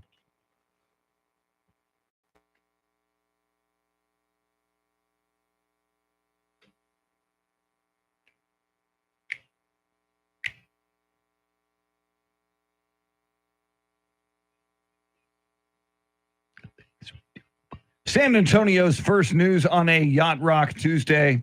Charity McCurdy, Mr. T, Tim Merriman, Charlie Parker. With those were the days at 6:48. He'll also join us at 8:20. He'll be in studio. I'm Chris Duell, EJ Pacheco, and Andrew Zimmel flying the Millennium Falcon, and Andrew directing our YouTube broadcast. Go to YouTube, look for 1200 WOAI. Among other things, there's a live chat. You can chat with us and other viewers in real time. Well, Mr. T, for people who have just tuned in, you had a brush with greatness at the coast. Reset that for us, and we'll hear from the people. All right, so Friday, I'm at South Padre Island. We just get to the beach. I just cracked my first beer. Yes. And walking right in front of me, Daryl Sheets and his son Brandon. If you're not familiar with them, they were on Storage Wars when it was in its heyday. I used to watch it, but I told Cindy, my wife, I said, look, there's Daryl and Brandon from Storage Wars. She says, are you sure? So I yelled out, Daryl!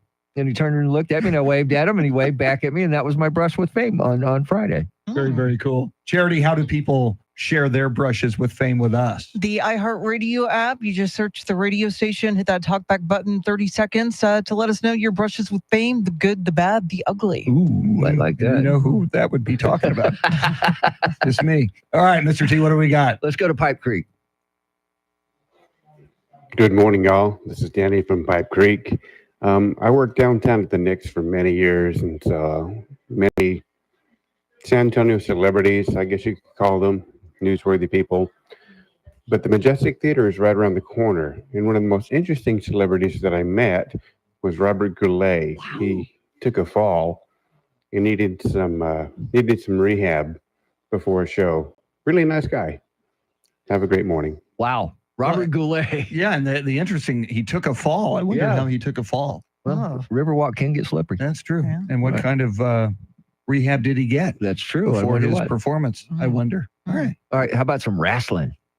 Hey there, I'm a general manager for RCW River City Wrestling here in San Antonio, Texas. And folks, our boss is always bringing in somebody. Jerry the King Lawler, Jake the Snake Roberts, Ricky the Dragon Steamboat, all legends, and also some great people from like NXT, WWE, talking about Ren Sinclair, aka Maddie Rinkowski, or Roxanne Perez.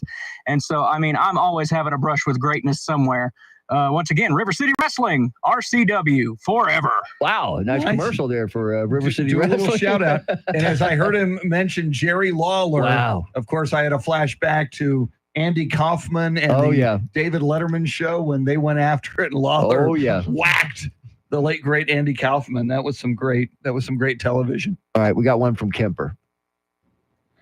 Good morning. I haven't met celebrities in my time, but wanted to say thank you for your shout out last week to my grand boys when I was down in Florida. As soon as their parents got home, the first words out of their mouth were, "We're famous, we're famous." The people on WAI First News said our names on the radio. So thanks for taking the time to make those boys feel like celebrities. Have a great day. See, she did have a brush with fame. Her grandkids, her brush with yes, very so cool. Cute. Very, very cool. Keep them coming. We will play them on the air, and along the way, we are certainly covering the top stories of the morning. Charity McCurdy will update you on all the big stories you need to know about on this Yacht Rock Tuesday, coming right up at the bottom of the hour. Don't forget Charlie Parker with Those Were the Days at 6:48. WOAI News Time is 6:27.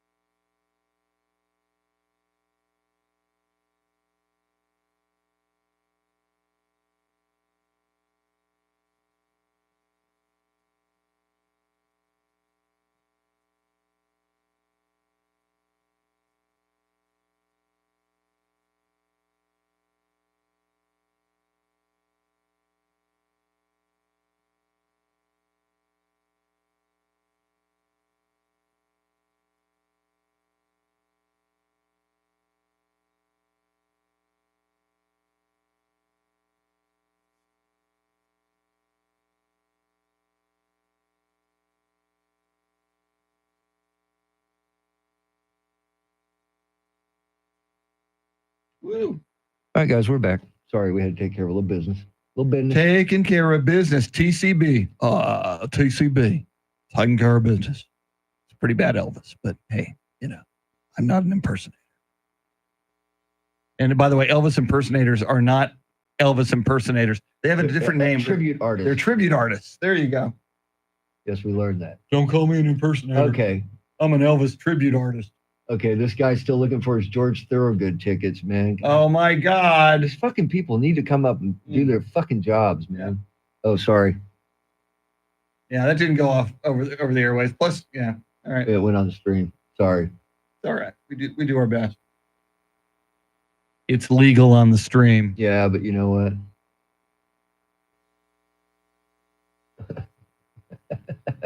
Buckner Fanning. Tracy Bogart. I loved me some Buckner Fanning. Oh, he was great, man. I went to his, what do you call it? In Green Hall. It was a Sunday. Oh, Sunday Gospel brunch. Yes. Gospel brunch. Yes. And he was cool, man. Everybody was welcome. It was ecumenical. Any faith or no faith. He was cool, man. Welcome. He was the coolest. Jesus, man.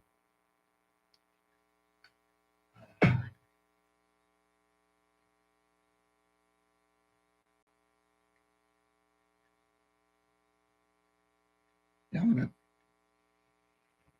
write some of these down. Tracy, I'll try to mention, I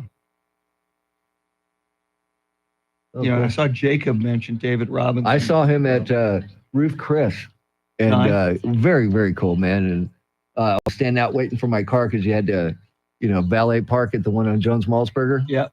And I'm standing out there, and I just say, "Hey, how's it going, man?" And his kids are getting so big. Your kids are getting so big, and he goes, "Yeah, I know, they're growing so fast." It was cool. I liked him. He's my friend. Me and David, we go way back. All right. 6:30 is our time. San Antonio's first news. Good Tuesday morning. I'm Charity McCurdy. Among our top stories, several tornadoes in North Texas lead to death and destruction. Former President Trump hit the campaign trail over the weekend, and voters will head to the polls for today's primary runoffs. Details ahead. First, traffic and weather together every 10 minutes in mornings.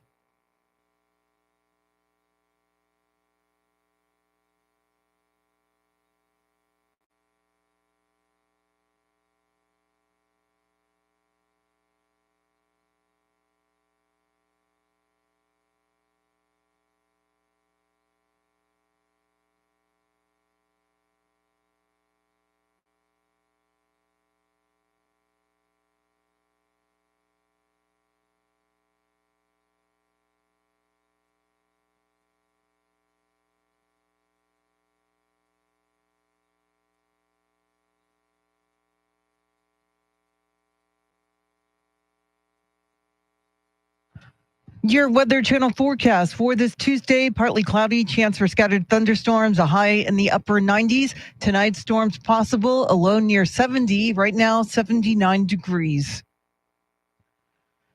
Well, damaging tornadoes hit America's heartland over the holiday weekend, leaving more than a dozen people dead. Here's Fox Weather's Max Gordon reporting from Valley View, Texas. The tornado hit northern Texas late Saturday night. It tore through an RV park, destroyed more than 200 homes, and damaged around 120 homes. Between Friday and Sunday, there were 38 confirmed tornadoes that touched down across 10 states, and the death toll from these tornadoes has been climbing. Along with the 7 dead in North Texas, 2 people died after an EF3 tornado hit northeastern Oklahoma. 8 storm-related deaths were reported in Arkansas, and 4 people died in Kentucky due to storms. Governor Abbott visited Cook County on Sunday, where he issued a disaster declaration. San Antonio police are investigating a Northwest Side shooting at a birthday party that sent 3 people to the hospital. Investigators say a woman invited her cousin to a birthday party at her home, and she brought her boyfriend, who was a stranger. The homeowner asked the boyfriend to leave because he brought a handgun to the party. After the homeowner got a rifle, the 2 men opened fire. The homeowner and the cousin were both shot in the left foot, and the boyfriend was wounded in the forearm. All 3 were hospitalized. Well, former President Trump hit the campaign trail over the holiday weekend. Fox's Peter Ducey has more on Decision 2024. Biden not making a play for libertarian votes, but Kennedy and Donald Trump are, with appearances at a noisy libertarian convention. What is the reason to take a chance of having this horrible president destroy our country, which he will do in far less than 4 years? It's not going to take 4 years. Trump's campaign statements have mostly been outside courtrooms this cycle, and with closing arguments in his New York criminal trial set to begin, the former president's attorneys believe this week's jury instructions from the judge won't be fair. Guilty or not, expect President Biden to speak extensively about Trump's verdict from the White House for the first time. President Biden and Trump hold their first 2 presidential debates next month. Matthew McConaughey is dipping his toes back into politics. He's campaigning for his friend, Texas Congressman Tony Gonzalez, who represents his hometown of Uvalde. We are frustrated with how the divisiveness and ugliness and honestly just the talk of the problem and not the work to put in the solutions. The Texas Republicans says they bonded after the Uvalde school shooting that's led to initiatives to bolster school safety and mental health. McConaughey's on a movie set, so he recorded a robocall that went out over the weekend. It encouraged those in the sprawling district to vote for Gonzalez in today's runoff election. Meantime, primary runoff elections today will keep Democrats busy deciding some local races. One runoff has Cecilia Castellano against Rosie Cuellar in the state representative District 80 race to face off against former Uvalde Mayor Don McLaughlin Jr. in November. Bexar County Commissioner Rebecca Clay Flores must fend off Amanda Gonzalez to take on Lino Prado this fall. The 73rd Judicial District judge race will be decided between Elizabeth Martinez and Ana Laura Ramirez. There's no Republican candidate opposing. Polls are open from 7 a.m. to 7 p.m. Eric Lycum, News Radio 1200 WOAI. The Border Patrol is celebrating their 100th birthday today, but all is not well with the men and women who wear the uniform. Senator John Cornyn says a surge of illegal immigration that has spiked under President Biden is taking a toll. The sheer volume of people coming across the border have required Border Patrol, who would ordinarily be working the front lines, to be processing paper and taking care of unaccompanied children. The Texas Republican says this is unlikely to change during this administration. A bipartisan border bill went down in flames last week for the second straight time. There are plenty of jobs in law enforcement, and Senator Cornyn says a growing number of agents are looking elsewhere. Well, Israeli forces are facing backlash for a recent airstrike inside of Rafah. Here's Fox's Trey Yingst. Israel launched airstrikes against Gaza's southernmost city of Rafah, targeting 2 senior Hamas militants. In the process, they reportedly killed dozens of civilians who were sheltering in tents. The Israeli military, facing international condemnation, has opened a rare probe into the incident. The United States is weighing in on the strikes, calling on Israel to use restraint, with the Biden administration's National Security Council saying in a statement, quote, "The devastating images following an IDF strike in Rafah that killed dozens of innocent Palestinians are heartbreaking." And direct negotiations between Israel and Hamas are expected to resume sometime this week. Well, Fort Sam Houston National Cemetery is planning to add more than 40,000 new spaces before the end of the year. The new spaces are part of a 5-year plan to develop another 23 acres for burials. Cemetery Director Jerry Leffler says the new burial and cremation spaces will be available by this fall and should extend the life of the cemetery by about 20 years. Well, the end of the school year means it's time for the National Spelling Bee. The 96th Scripps National Spelling Bee begins today at the National Harbor in Maryland and will air on ION. 245 students from all 50 states, D.C., Guam, Puerto Rico, and the Virgin Islands will compete, along with students from Canada, Ghana, and the Bahamas. Dev Shah won last year with this word. PSAMMOPHIL.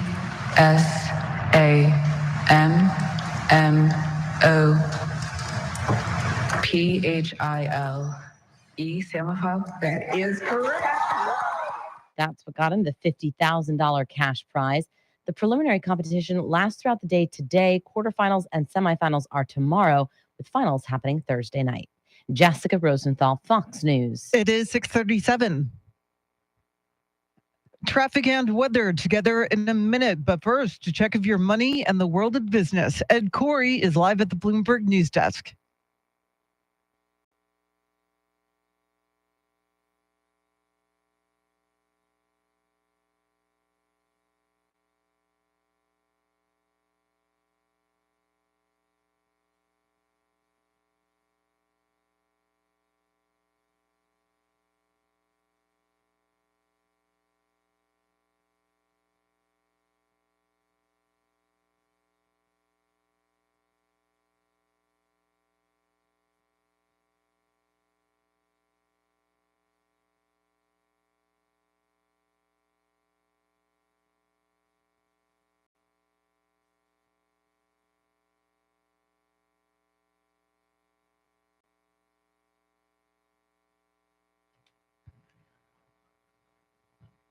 All right, thanks, Ed. News at the top and bottom of every hour, along with breaking news as it happens. I'm Charity McCurdy. Here's traffic and weather.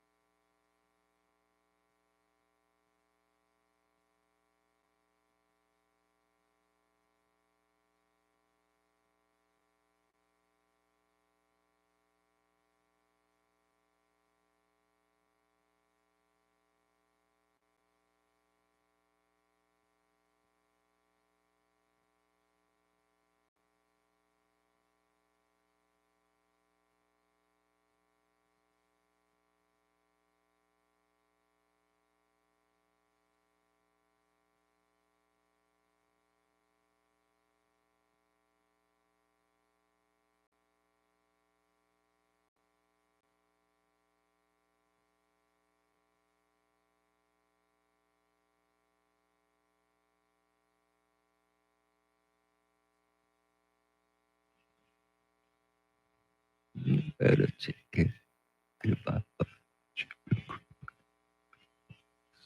San Antonio's first news on a Yacht Rock Tuesday. Mr. T back from vacation. Charity McCurdy, Charlie Parker with Those Were the Days coming right up at 6:48. I'm Chris Duell. Well, former President Donald Trump used to adoring crowds when he goes to a rally. Things were a little bit different on Saturday night at the Washington Hilton in Washington, D.C., as former President Trump addressed the Libertarian Party National Convention. He heard a few boos from the crowd. The Libertarian Party should nominate Trump for President of the United States. Whoa. Well, maybe you don't want to win. maybe you don't want to win. Charity, I find it an interesting choice. I mean, I imagine he must have known, or at least his handlers and schedulers should have known, that the audience reception might not be the best. Yeah, but you know what? I got to give credit to the former president, because despite that, I guess, icy reception, I mean, he pressed it on with his speech, which lasted about 30 minutes. Yeah, I mean, it's amazing. I'm with you, though, Chris. I don't know why his handlers or anybody would have set that up for him to go to the Libertarian Convention. I just don't get it. Because that became the headline. The headline was Trump booed at Libertarian Convention over the weekend. I wonder if, his handlers, his schedulers, his campaign went into that and advised him the belief that he would receive a warm reception, and you make a great point, Charity, if indeed he knew it was be an icy reception, for him to go into the arena and do battle and stand and deliver for 30 minutes is pretty admirable. Yeah, and he'll get back to where he's loved and adored. That doesn't happen too often for the former president, but regardless of who you are, it's always good to get a piece of humble pie every once in a while. Well, you don't think this hush money trial is doing it to him? Not yet. We haven't gotten the verdict. That's true. Closing arguments today, which will be very interesting to see how that goes. Well, and you talk about humble pie. If indeed he is not found guilty and they need 12 jurors to find him guilty, I think it will be a triumph. He will walk out saying, I told you so. There was no case there. It was a waste of my time. It was politically motivated. And then, again, as Charity cites, he will be then back out on the campaign trail where he can have adoring crowds and many, many, many more rallies when he's not tied up in the courtroom. And we're hearing President Biden is expected to make a statement once a verdict in the hush money trial is reached. So that will be interesting to hear what Biden has to say. Now, I wonder if he'll do it if it's an innocent verdict, if he'll still have his statement, because what's he going to say then? That's a great point. Yeah, is he only doing this if it's a guilty verdict? Yeah, or does he know something we know that we don't know? I think either way, he makes a statement. Wow, that'll be interesting. Very interesting either way. And speaking of Biden and Trump, we are 31 days away from that first presidential debate. Strangely early in the summer. Most of these debates tend to happen close to the election in November, usually in the month of October. But both candidates ready to do an early one. And we're essentially 1 month away at 31 days away from that. Can't believe it. And it's good because it's before early voting. So that gives people a chance to, hear from both candidates before they go to decide who they're going to vote for. Yeah. And as of now, I do believe there are 2 debates on the books. Scheduled. So we will see. I just wonder if indeed Biden has a poor showing.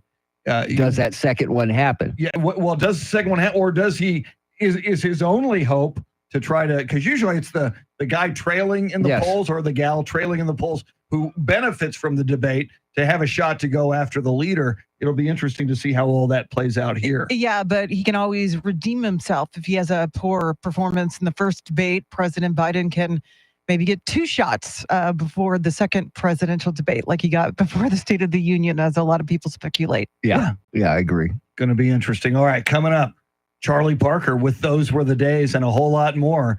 WOAI News Time is 6:45. Okay. All right. So you know about this? What's that? Best Buy scheme. Oh, no. I didn't think Best Buy was still open. Yeah. I guess they're online only? I don't know. Because I don't think there's a Best Buy still open. Wow. There used to be Oh that no, one Best over- Buy. I'm thinking Best Products. Yeah, Oh, Best yeah, Buys. Best Best Buy, Buys yeah. are all over the place. Yes, I was thinking Best Yeah, you were Products, freaking man. me out. Best Products, man. Yeah, I love Best Buy. I'm a big fan. All right, so we've got a bunch of talkbacks. You want to do them at 20? Oh, hell at yes. 50. How many? 1, 2, 3, 4, 5. Beautiful. We got David Robinson. We got a Charity McCurdy sighting. Wow. Yeah. That should be interesting. Yeah. Ronnie James Dio. Wow. One of my all-time favorites. Tim Duncan, David Robinson, Destiny's Child. This girl used to work as Angela from Floresville. She used to work at the Holiday Inn Select by the airport. Said she met Destiny's Child. Beyonce complained about everything. Kenny Rogers was always running by the one that sticks in my mind most was the great Ray Charles. He was sweetest man. Hope you all have a great day. It's always very cool when Yeah. they turn out to be really good people. Yeah, it's when they're jerks that really tick you off, man. Which more times than off or wait, most times they are jerks. Yeah. That's the sad thing. If you want to meet one of your heroes, most of the time they really are jerks. Yes.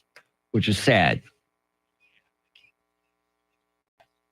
Well, I told you the story. I grew up a Johnny Bench fan. Oh, yeah. Loved him, Yeah. loved him, loved him. So did I. Had a poster. Yeah. Yeah. And then met him when I was like 22, and he was just an unbelievable jerk in person. Wow. Yeah. That's unfortunate because I love Johnny Bench. One of the greatest catchers of all time. Yeah. Obviously. I have somewhere in my stuff, I have a newspaper from a mall in Cincinnati. My brother-in-law used to work there. My ex-brother-in-law used to work there. And Ron Yarcy, Johnny Bench, Pete Rose, and I forget who the fourth one were. We're all doing an appearance. So he got this newspaper autographed to me from all four of them. Outstanding. Yeah. Yeah, I forget who the other one. Ron Yarcy. No. Damn, I forget who the fourth one was. But Johnny Bench and Pete Rose, those were, like big time. Okay. Okay.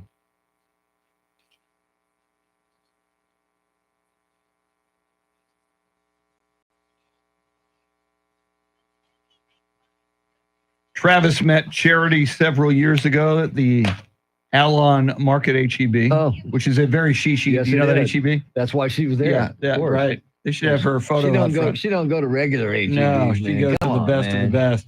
The creme de la creme. Oh, she was behind a table out front, so she must have been doing a remote or something. Ah, okay. Yeah.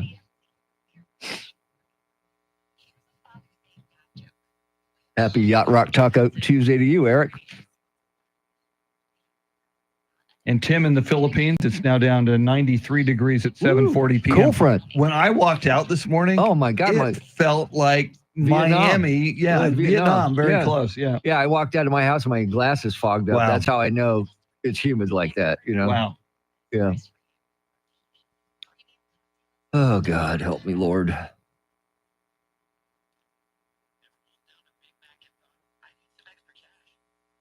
Happens all the time. When are you guys leaving? Tomorrow morning. Oh, tomorrow morning? Yeah. Straight flight or you got a layover? I believe it's a straight flight. Thank Beth God. took care of that. But Thank God. Nothing worse than layovers, man.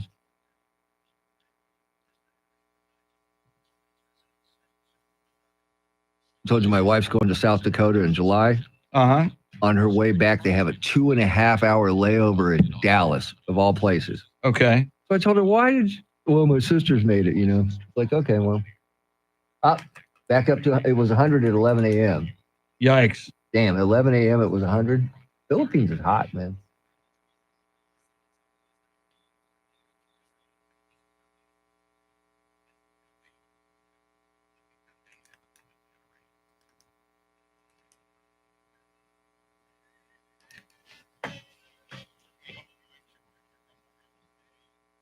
Charlie Parker, everybody. I know who he is.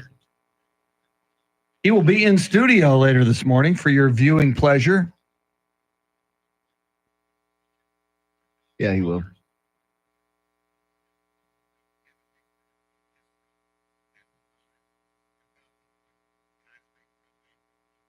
I found one that I found another talkback idea that we can do when you get back. If you could bring back one dead rock star, who would it be? I know who yours would be. Yeah. Hands down. His down. Portrait's on my desk. Yeah. Yes, hands Right. down. But I think that could be interesting. Absolutely. Yeah. I'll save that one. That's good. Yeah. Because it won't be any good without you here and your John Lennon. So Woo!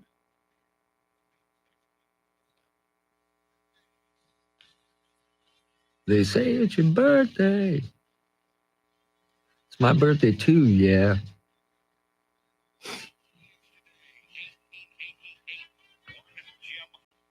See, if they were smart, this would be their traffic and weather combination all day. Yes, it would. Or at least Jacob all C. morning. Hernandez, Jeff Bagwell, Mike Hampton. Wow. Very nice. Wow, the bag man. Charity remembers meeting Travis. No, she really.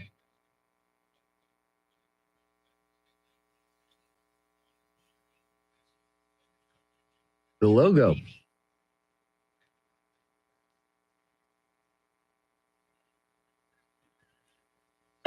Going back to find.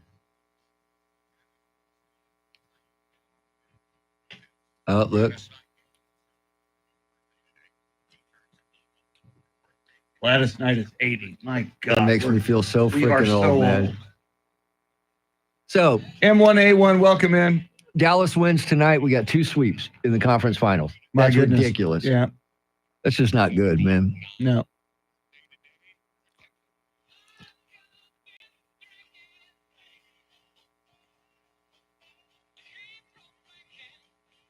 Backyard Smoker Barbecue. Goldberg in Bernie, Texas, at a local Denny's. See? He was enjoying a cup of coffee. Ben Steeler Rob saw him at the airport. Very he was on nice. his flight with him. At least 23 people are dead as severe weather impacted parts of the central Bill and southern Walton is U.S., the- what do you including hear that? North Yes. Texas. Yes. Closing statements are set to begin today in former President Trump's hush money trial. And a Houston area high school student went to great lengths to try to disrupt STAR testing. Well, the story and more coming up right now. Traffic and weather together.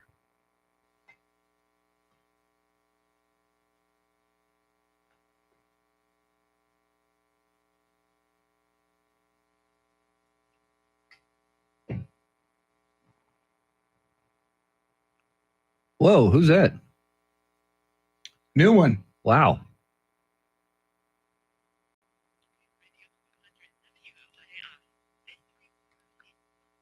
Jeanette Panedas. Huh. Looks like an employee based on how that was Well, set up. Time to go check it out.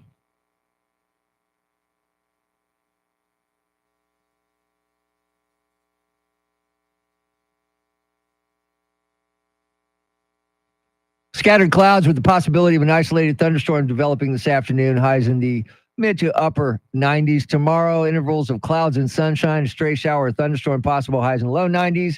And then on Thursday, scattered thunderstorms in the morning, then partly cloudy in the afternoon. Highs in the low 90s. It is 79 in Shirts, 79 in Alamo Heights, and 78 here in Stone Oak. WOAI News Time, 6:53.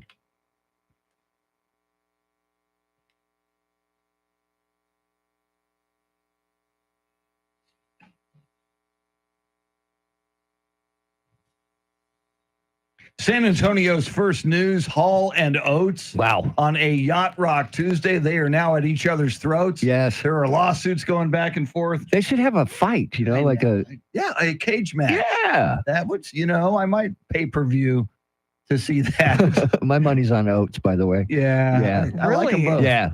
Yeah, Wow. I think Oates can take it. It was all that time of him having to be quiet and in the background. It's got all that built up aggression. Yeah. But Daryl Hall, much bigger, a bigger man than John Oates. Yeah, size, come on. I got to go Daryl Hall. But don't underestimate the mustache, of Oates. True. And he doesn't have it right now, and he looks so different without it. Yeah. You It got just- to yeah. bring that. That would be like Bill Schoening without the mustache. It's just Can't even picture It's like it. Randy Beamer without the mustache. Wait, but you got to bring that back.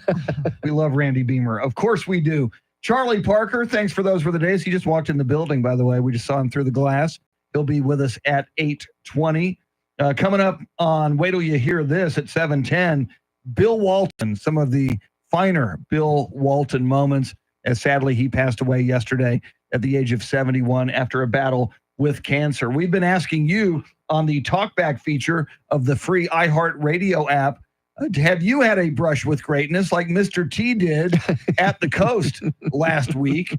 It's easy to do. Charity, refresh everybody's memory if they don't know how to get in touch with us. The iHeartRadio app, you search 1200 WOAI, hit that red talkback button, 30 seconds to let us know your brushes with fame. Mr. T, what do we got? We've got a bunch. Let's go with a captain. Captain for a major airline, and one time I was flying from Houston to San Antonio, back there greeting the passengers, passing out a card, and when I got to the front row of first class, there was a gentleman there that was all doubled over. Even in first class, he looked like he was cramped for room, and I said something to him that it's a good thing you didn't get in coach because you'd have never fit. And he looks up, and it was David Robinson sitting right there. Very nice gentleman. Wow. So cool. Wow. So cool. I like that one. Yeah. All right, here's another one. Good morning. It's me, Bill. My brush with fame. Well, I thought it was going to be pretty cool.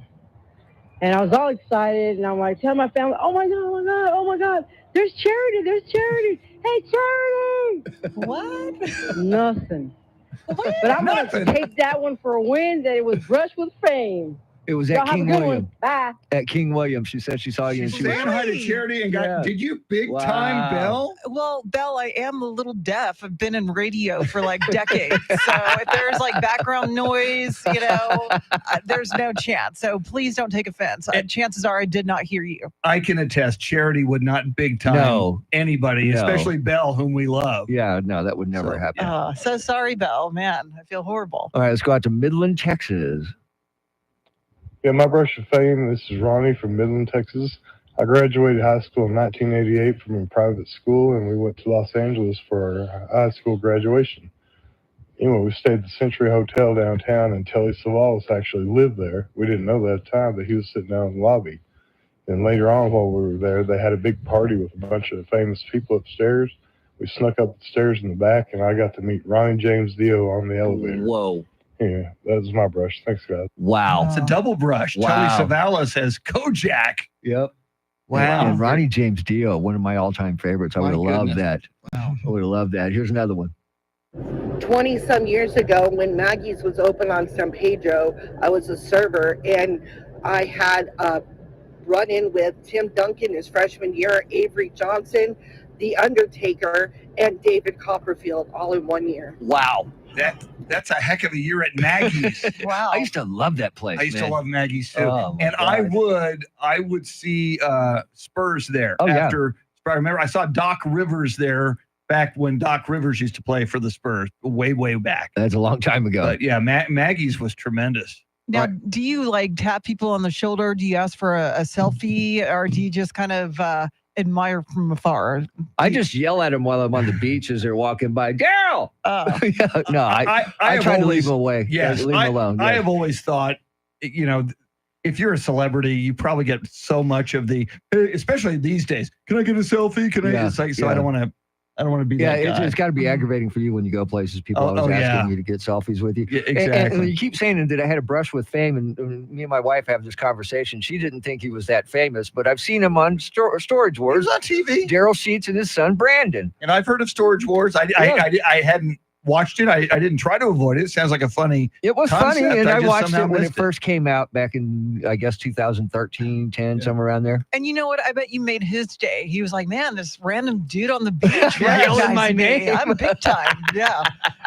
and I must say, I'm a little surprised. We've gone 2 hours into the show now, almost the 7 o'clock hour, and nobody has had an encounter that they want to go public with Tommy Lee Jones. Yeah, I'm actor surprised. Tommy Lee I'm Jones. surprised by that as well. Do we got time for one more? Oh, yeah. All right, here it is.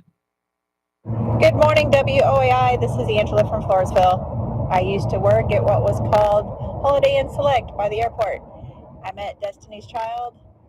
Beyonce complained about everything. Kenny Rogers was always running. But the one that sticks in my mind the most is the great Ray Charles. He was the sweetest man. Hope you have a great day. Oorah, Semper Fi. Wow. Hoorah.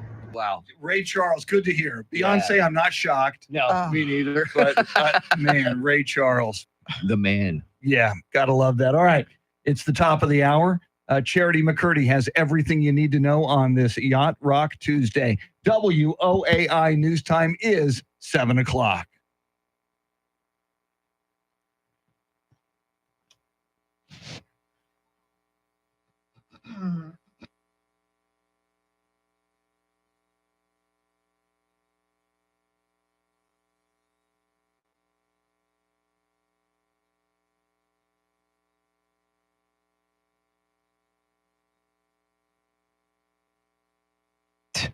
Seven o'clock is our time. San Antonio's first news. Good Tuesday morning. I'm Charity McCurdy. Among our top stories, tornadoes cause deadly destruction in North Texas, and closing arguments begin in Trump's hush money trial. More ahead. First, traffic and weather together every 10 minutes in mornings.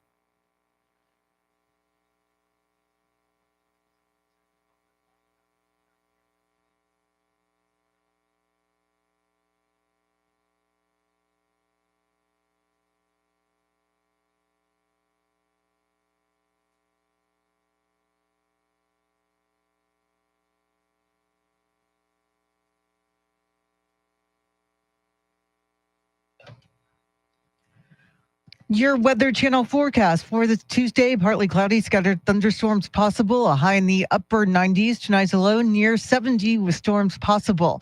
Right now, 80 degrees. Well, several states are recovering from the impact of several tornadoes that rampaged through the region over the weekend. Here's Fox weather correspondent Max Gordon reporting from Valley View, Texas. This tornado, the deadliest to hit Texas since 2015. Among the dead, a 2-year-old and 5-year-old. The tornado hit northern Texas late Saturday night, tearing through an RV park, destroying more than 200 homes and damaging around 120 others. Governor Greg Abbott pledged his support for storm victims and praised Texans for coming to each other's aid in the immediate aftermath. President Biden spoke to Governor Abbott as well as Governors Kevin Stitt of Oklahoma and Sarah Huckabee Sanders of Arkansas, expressing his condolences for the lives lost. Between Friday and Sunday, there were 38 confirmed tornadoes that touched down across 10 states. Along with the victims in North Texas, 2 people died after an EF3 tornado hit northeastern Oklahoma. 8 storm-related deaths were reported in Arkansas, and 4 people died in Kentucky. At least 7 people were killed in Texas and at least 100 injured. Closing arguments in the hush money trial of former President Trump are expected today. Fox's Tanya J. Powers has more on Decision 2024. The jury in former President Trump's hush money trial is expected to hear closing arguments after being sent home by Judge Juan Merchan last Tuesday for a long break after the defense rested its case. Deliberations could begin as early as tomorrow. Former President Trump is charged with 34 felony counts of falsifying business records. He has pleaded not guilty. Prosecutors say he falsified those records to cover up campaign finance violations.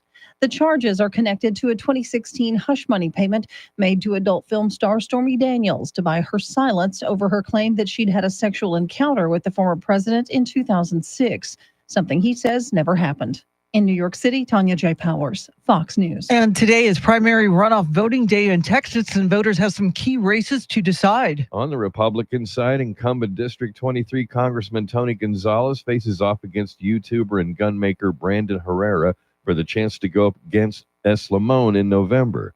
In District 28, Jay Furman and Lazaro Garza Jr. are in a runoff to see who will face Democrat Henry Cuellar. The District 35 runoff has Michael Rodriguez against Stephen Wright to face Democrat incumbent Greg Casar. Polls are open from 7 a.m. to 7 p.m. Eric Lycum, News Radio 1200 WOAI. And one of the most closely watched runoff races today will be in District 21, where House Speaker Dade Phelan faces challenger David Covey, who has the endorsements of Texas AG Ken Paxton, Lieutenant Governor Dan Patrick, and former President Trump. Governor Abbott has not made an official endorsement in the race. Well, a new report says millions of children worldwide have fallen victim to sexual exploitation online. The findings out of the University of Edinburgh in Scotland estimate nearly 13% of the world's children have been exposed to sexual videos and pictures without their consent. That's roughly 302 million kids. Also, a similar number is believed to have experienced sexual conversations. The U.S. is seen as high risk, with an estimated 14 million admitted male offenders, but more online abuse alerts are seen in the Middle East and North Africa. Sexual images are spread most in North America, but solicitation and extortion are most prevalent in Eastern and Southern Africa. Gernal Scott, Fox News. Police are investigating after an elderly woman was killed by a stray bullet in downtown San Antonio Sunday night. Police Chief William McManus said 80-year-old Heidi Silkworth was from the DFW area and had just attended a graduation at the Alamo Dome before she was killed in the crossfire. Two groups of men were involved in the shootout, and one of them, a 19-year-old, was critically wounded. McManus says that when an arrest is made, the suspect will face charges of murder and aggravated assault with a deadly weapon. Well, Israeli Prime Minister Benjamin Netanyahu is speaking out on the recent Rafah airstrike. Here's Fox's Ashley Strohmeyer. Israel's Prime Minister Benjamin Netanyahu now says Sunday's deadly strike in Rafah was, quote, a tragic mistake. The attack at a tent camp housing displaced Palestinians killed at least 45 people. Israel's military initially called it a precise airstrike on Hamas compound, but opened an investigation once details of the deadly strike emerged. And a statement from a National Security Council spokesman says Israel must take every precaution possible to protect civilians. It is 7:06, news at the top and bottom of every hour, along with breaking news as it happens. I'm Charity McCurdy. Traffic and weather coming up. I don't know how I'm going to get through the morning.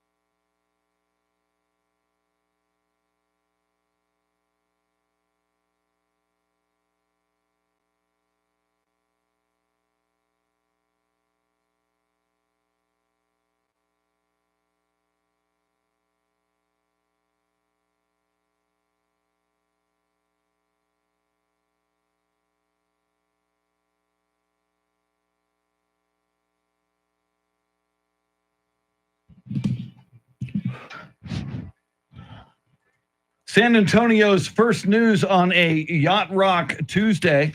He's Mr. T, Tim Merriman. That's Charity McCurdy. Coming up, a segment we call Wait Till You Hear This. Some of the finer moments of the now late, great Bill Walton, who passed away yesterday at the age of 71. But first, let's get you caught up on traffic and weather together.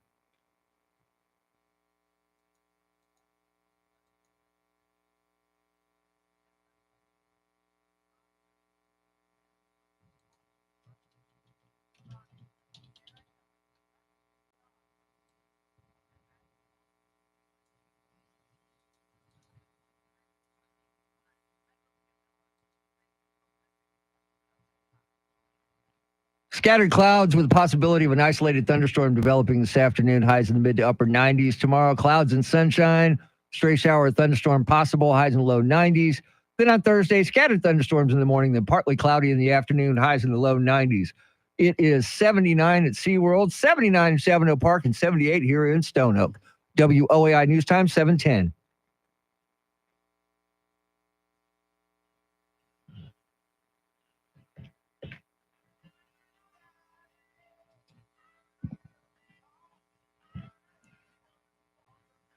4th of July, not that far away. It No, is it's a not. Yacht Rock Tuesday on Tuesday, May 28th, 2024. Our thanks to Charlie Parker for those were the days. Charlie is in the building. He'll join us at 8:20. Charity McCurdy, Mr. T, Tim Merriman. I am Chris Duell, EJ Pacheco, and Andrew Zimmel flying the Millennium Falcon, and Andrew handling our YouTube broadcast as well. Go to YouTube, search 1200 WOAI, and you can see the live video stream. You can chat live and in real time, not only with us, but other viewers of the program. Coming up at 7:20, Mike Opelka from the Pure Opelka podcast, his take on the morning's big stories. 7:40, national correspondent Rory O'Neill as we prepare for closing arguments in Donald Trump's hush money trial this morning. We'll get the latest from him. But right now, a segment we call Wait Till You Hear This.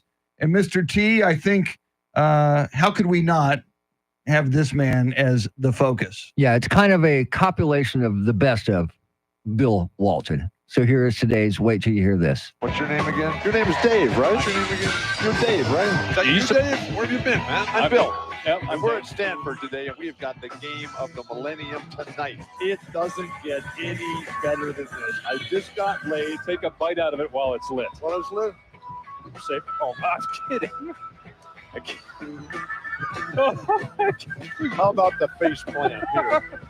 Today, I have everything. Oh, I love my chocolates. There you go. 7-point lead right now. Dust it off. Have you kissed your ostrich today? That's what I want to know. It's National Popcorn Day, please. Party on. It's a wonderful day. It's Oregon. The sun was out. Come on. So I got a shirt for the new football coach. It's Tom Herman. Tom Herman, yeah, from Houston, right? He brings me a shirt. Keep Austin weird. We're going to do our best today. Maybe I'll just strip down right here. Bill is taking his shirt off. Thank you guys for not showing Bill, who isn't wearing deodorant, taking his shirt off. Hey, man, I got a present for you here. Oh, no. These are very special and sacred plants. This is another gift. This is a gift. It's like that right here. I have found that mushrooms only help you. There are basically 3 million species of mushrooms around the world. Remember, fungus is singular, fungi is plural. This is called the glockenspiel, okay? Made famous. German name. You broke it. No, I didn't break it. It comes apart like that. That's how you transport it. Please, don't you know anything about glockenspiels? Can we stop interviewing the glockenspiel guy and focus on the game, please? Looks good. People doubted whether you actually drove the Temecula. No, I went to Temecula and brought you some dirt. This is how you use this dirt. No, don't. You do it like this. You get it. You sort of rub it on. You get it, and then you just sort of, okay, now I'm ready to go. Basketball legend and broadcasting anomaly, the late, great Bill Walton, who passed away yesterday at the age of 71 after a battle with cancer. And Charity, I used to love that guy just because he'd take it God knows where. You never know where he was going to go. I found him so entertaining. Highly entertaining. And you kind of feel for whoever he was working with. I mean, you kind of had to brace yourself. I mean, he could, make a drug reference. Who knows where it would go. Well, you heard him say, I just got laid. And what it was is somebody gave him a leg. A Hawaiian leg. Yes. Yeah. I mean, everything the man did was entertaining. Yeah. Just entertaining. When I happened upon a broadcast that he was the color commentator, it's like I put the remote control down. I said, all right, here we go. Buckle up. It's going to be a fun ride. And it usually was. Put on your tie-dyed shirt and listen to some Grateful Dead today to honor. Yeah, I just, the fact that he was such a Grateful Dead fan and he went to so many shows, I just would hate to be the guy standing behind him. Yeah. Because he's so tall, it'd be hard to see over him. Yes. Yeah. And if you haven't seen it, if you can ever see, I believe it was a 4-part. It was 4 parts. ESPN 30 for 30. And I won't have the title. It's something like Happiest Man or Luckiest Man Alive. Luckiest Man Alive. I'm the believe, luckiest man alive. Mm-hmm. And it is so good. Yeah. He had just such. I'm going to have to watch it again. Yes. And through all of the adversity and physical issues that he had, he was the happiest and luckiest man alive. He was so happy. He lived life with such joy. Love me some Bill Walton. May he rest in peace. Coming up, Mike Opelka from the Pure Opelka podcast. Coming right up, WOAI News Time, 7:15.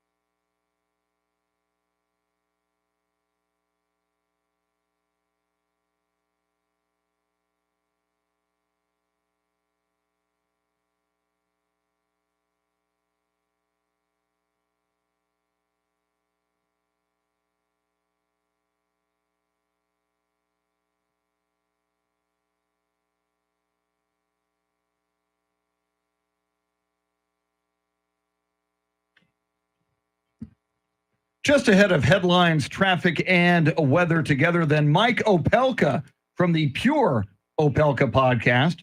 But first, Charity and Mr. T, a study out of Sweden finds that tattoos might cause cancer.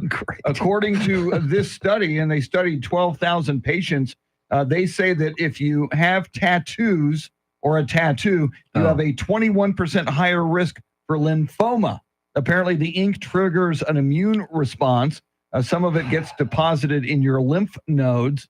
And they say it doesn't matter if it's a small tattoo or a large tattoo, the risk is the same. I mean, everything causes cancer. It Thank seems you. like. Thank you. Thank you. I'll take my chances. Something, Mr. T. They should have told me this before I got it, but instead of afterwards. Mr. T's is a Rolling Stones tattoo. Yes, so it is. He's a big fan. Big fan. Charity McCurdy, what stories are you following? 7 people are dead following several tornadoes in North Texas over the holiday weekend. San Antonio police are investigating a shooting at a birthday party on the Northwest Side that sent 3 people to the hospital. And former President Trump's hush money trial resumes today with closing arguments expected to begin. We'll have the latest coming up. Right now, traffic and weather together.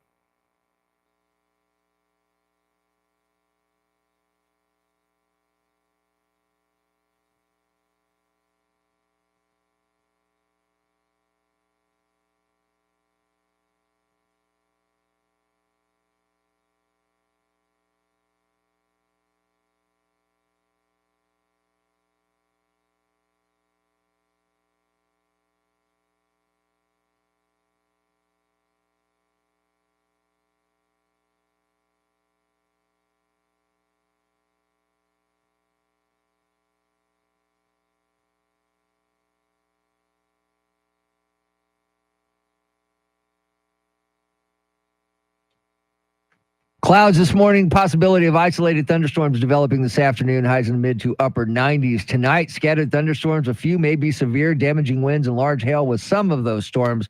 Overnight lows in the low 70s. Tomorrow, clouds and sunshine, stray shower thunderstorm possible, highs in the low 90s. On Thursday, scattered thunderstorms in the morning, then partly cloudy in the afternoon, highs in the low 90s. It is 79 in Cibolo, 79 in Fiesta, Texas, and 78 here in Stone Oak. WOAI News Time, 7:20.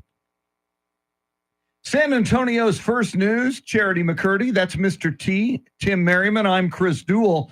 Let us check in with Mike Opelka from the Pure Opelka podcast. He is brought to us by Randy Adams Incorporated. And Mike, of course, today, closing arguments in Donald Trump's New York City trial. Once the jury gets this and begins to deliberate, do you think it'll be a fast decision by the jury? I do. I think we're done by the end of the week. I think everybody's going to be set free. It's already taken enough of their time. And those jurors have to have been exhausted all weekend with all their friends going, so you ready for the jury for final arguments? You ready to decide? It's got to have been just crazy. And some of them are going to write books or appear on CNN, et cetera.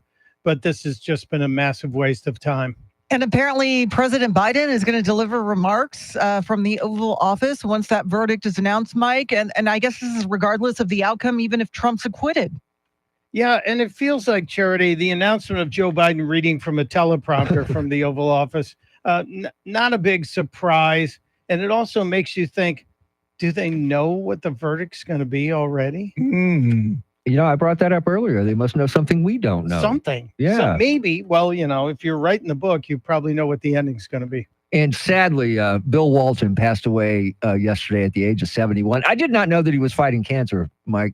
Yeah, he kept it pretty quiet. The guy was a dignified man and led always with his own mind and own individual perspective on things. So I wouldn't have expected anything other than that from Bill Walton. I just remember back in the day when he actually got brought into the whole Patty Hearst thing. Yeah. The guy, I was watching ESPN 30 for 30, the second part on him last night about 1:00 this morning. And he was just his own man throughout the whole career and life. So rest in peace, Bill Walton, and thank you for everything. Yeah, I brought up that 4-part 30 for 30 earlier, Mike, with Bill Walton. I absolutely loved it. I highly recommend it. Meanwhile, we talked about this earlier, and I want to get your take on former President Donald Trump at the Libertarian Convention, where the crowd was not exactly welcoming for the full time he was on stage. What do you think the thinking was behind Donald Trump making that speech there? Well, again, it's free media, Mhm. which he got a ton of free media out of this. And Mr. Trump can handle a crowd better than just about any politician I've ever seen, especially a live, angry crowd. And he did so. The big takeaway from me for this was not so much that Trump went there and he's expanding the GOP tent as he did in the Bronx on Thursday earlier in that week. But I think we finally saw that the Libertarian Party just isn't a serious political party. It's just a party. Yeah. And Mike, an evening with Richard Dreyfuss at a movie Wow. screening apparently really set some people off. What happened? Richard Dreyfuss is famous for being focused on civics. He keeps saying, and he's been saying this for over a decade. I've interviewed him more than a dozen years ago, and he was saying we have to get civics back in the public schools. Nobody knows anything about the government and how it works. So he was supposed to be doing an event like the Actors Studio where he comes out and they ask him questions and then they show Jaws. And he came out wearing a house dress over his clothes, and he danced around on stage for a while. And then he got into a little rant about Barbara Streisand and then started talking about trans stuff and how parents who affirm kids' transgender status are not good parents. He's always been about speaking his mind while we're on that subject today. So he's going to be canceled. Not that anyone was hiring Richard Dreyfuss, but the theater's already apologized. He will not. He's not never going to. No. So what happened in New Jersey on the boardwalk this weekend? A car backfired. Oh. No, that's in one town. You had Wildwood and Ocean City, New Jersey, both beach towns. And a car backfired in one situation, and people started running, screaming, gun, gun. No, it was a backfire. Now, in the other situation, you did have someone stabbed a 15-year-old. Yeah. It's just a case of overcrowding on a beautiful beach weekend. And let's face it, the Jersey Shore on MTV should be blamed for all of this. Amen. You can get more Mike Opelka from his Pure Opelka podcast. Get it wherever you get your podcasts. We recommend the free iHeart Radio app. Another episode will drop this morning. Be sure to check that out. Mike is brought to us by Randy Adams Incorporated. Coming up at 7:40, we will check in with national correspondent Rory O'Neill, who is tracking former President Donald Trump's hush money trial in Manhattan. He'll bring us the latest, what we should expect today, and more. Charity McCurdy has all the big stories you need to know about at the bottom of the hour. WOAI News Time, 7:26.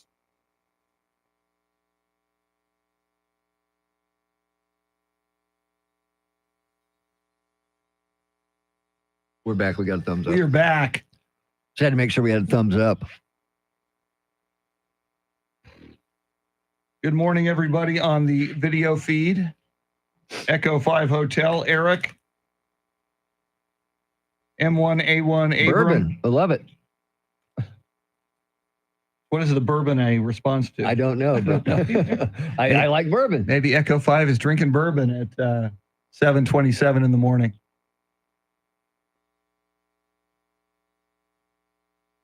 Oh, I'm going to stretch because I need to. Oh. Okay, here we go.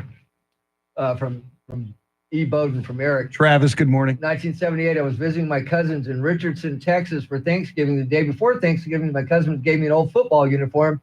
As I'm putting it on, they say, hey, we should go to Roger Staubach's house. My mom picks up her keys and off we go. Knock on the door. His daughter answers the door.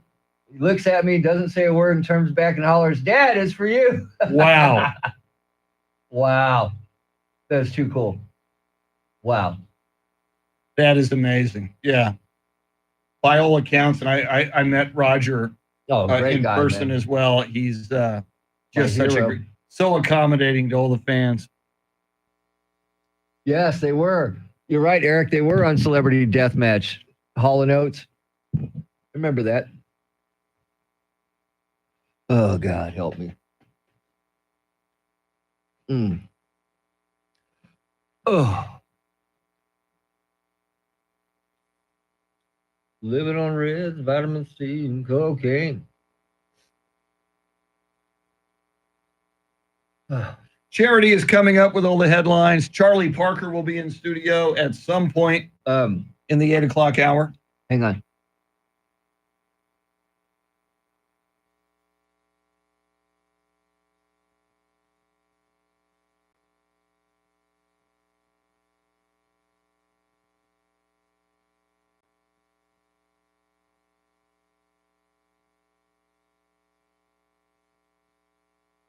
All right, we're back. All righty. Can never go wrong with weather, man.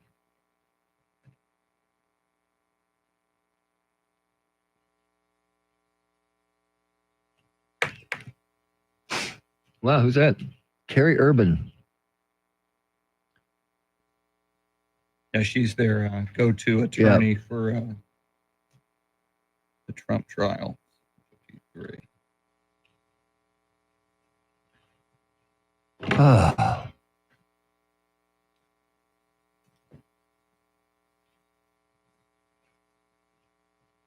So closing argument should be over today, right? Should be, yeah.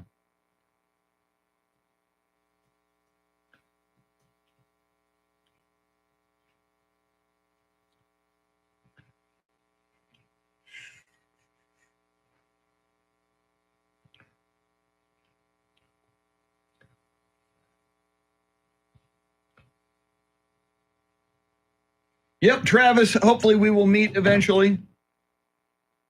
Tommy Miller, good morning. Anybody else who's in here, good morning. Good to see you. Thanks for Good hanging morning, out with everybody.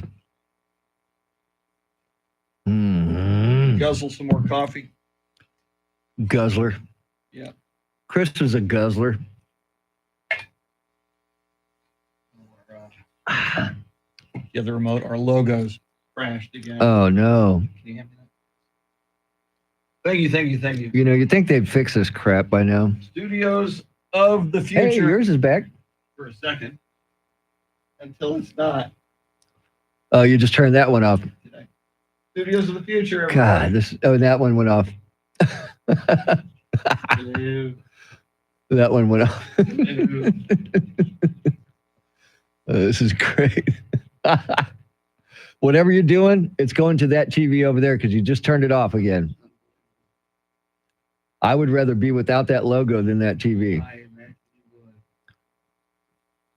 All right, here comes Charity, everybody.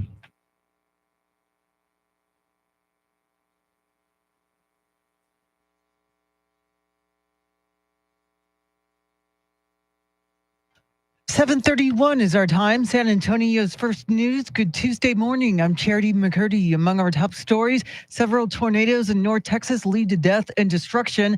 And former President Trump hit the campaign trail over the weekend as his hush money trial could wrap up this week. Details ahead. First, traffic and weather together every 10 minutes in mornings.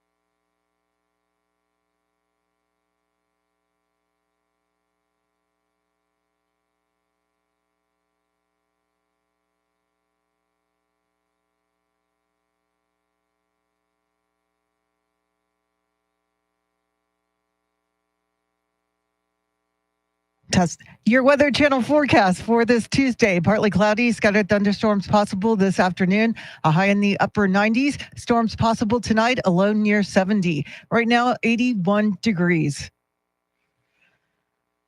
Well, parts of Texas remain under tornado warnings following severe weather over the weekend that impacted multiple states. Fox Weather reporter Max Gordon has more from Valley View. Our vehicle is parked in the middle of a neighborhood that was destroyed by an EF3 tornado back on Saturday night. Very strong winds, obviously, associated with that tornado. 7 people were killed here in North Texas, 100 injured. horrible situation here. Now, in nearby Valley View, Texas, that's just a few miles away from us, dramatic video shows as motorists traveling along I-35 had to run for cover into a Shell gas station. That gas station took a direct hit from the tornado, the walls collapsing, the cars in the parking lot pulverized with flying debris, but the dozens of people sheltering inside did survive.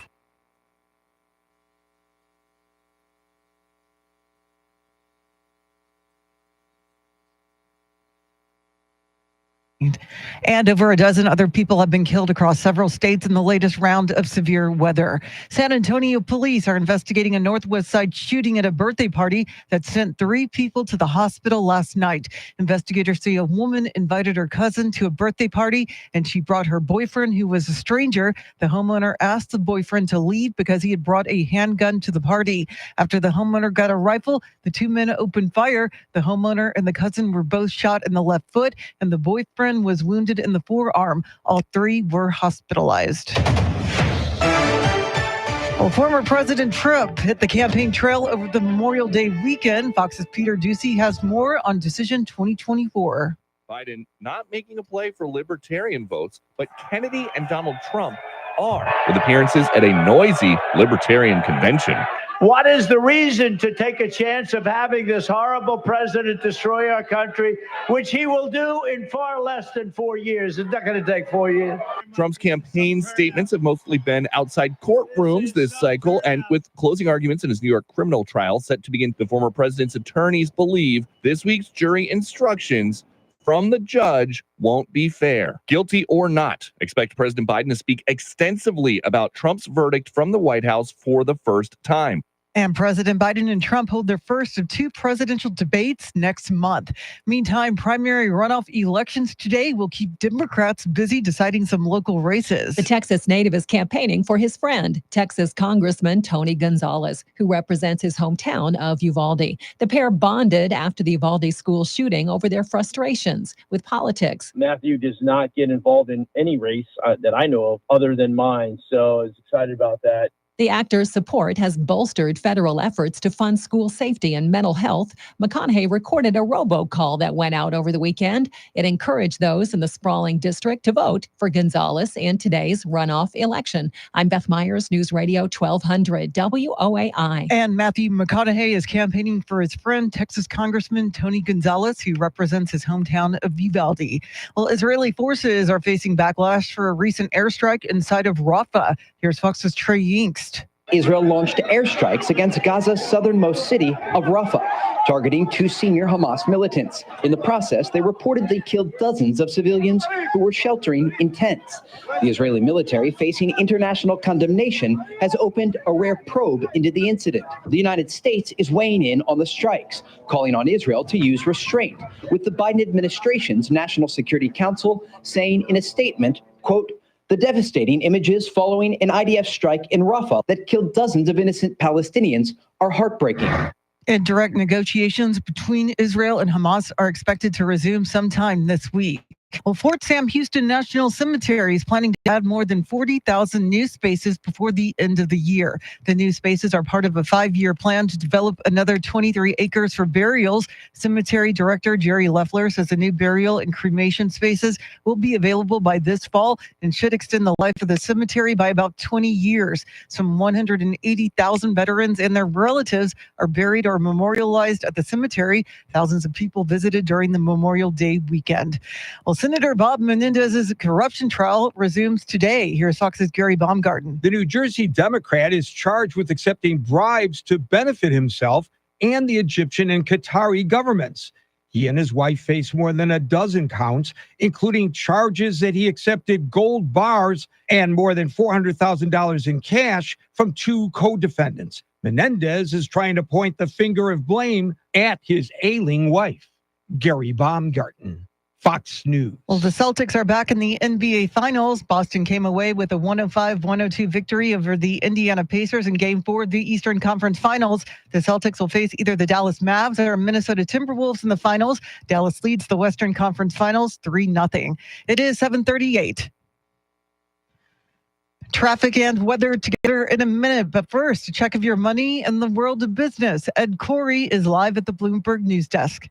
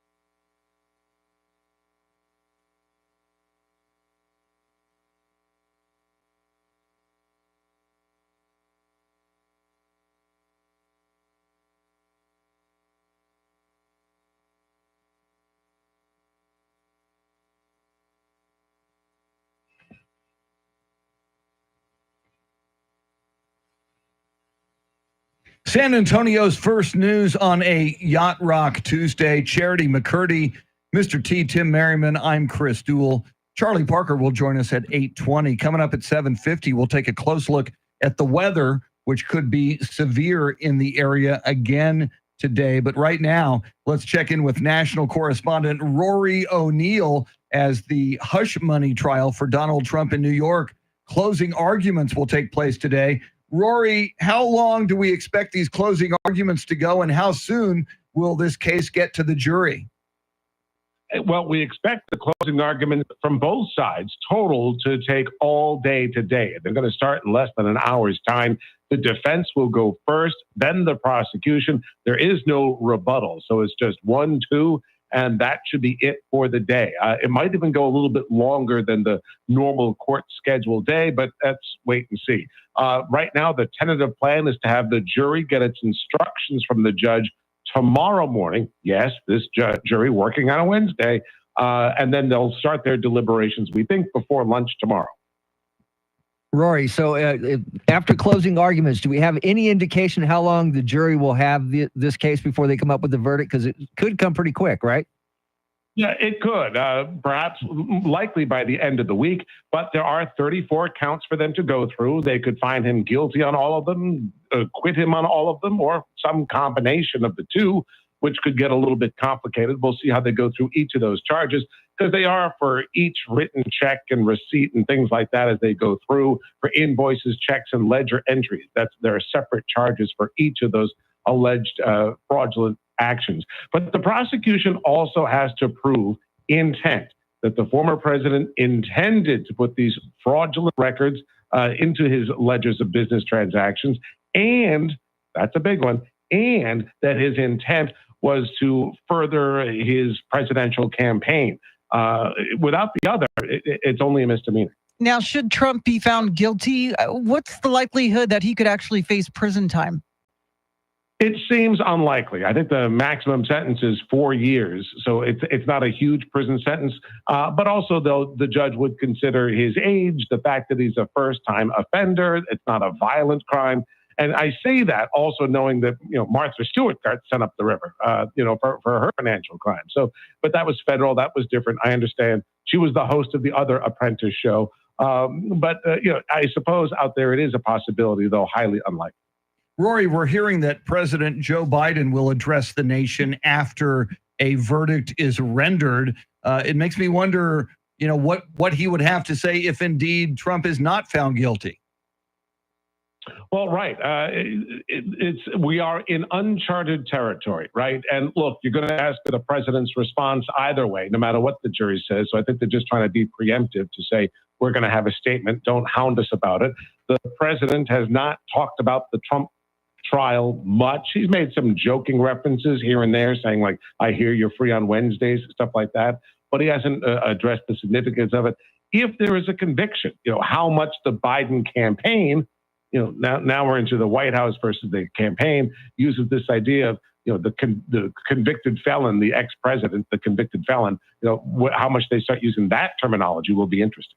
Going to be fascinating. Our thanks to national correspondent Rory O'Neill. Keep it right here on 1200 WOAI throughout the day for the latest today on closing arguments. And we do expect the jury to receive this case tomorrow. Complete coverage right here on 1200 WOAI. Coming up, we'll take a look at the weather. Could be frightening once again today in the area. We'll let you know the latest coming right up. WOAI News Time, 7:45. All right, we're clear. Okay. Yeah, they got to fix that, man. Yeah, a little behind the scenes. Some of you are realizing it. We're having an audio problem with and I'm way Charity off McCurdy's board.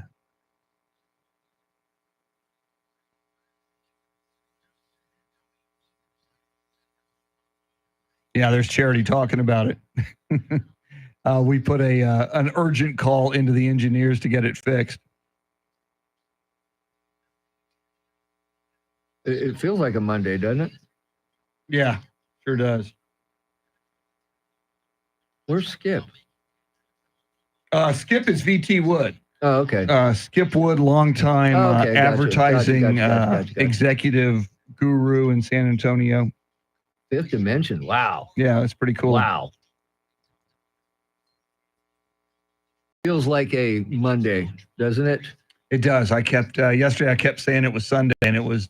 It was Monday yesterday. I had to ask.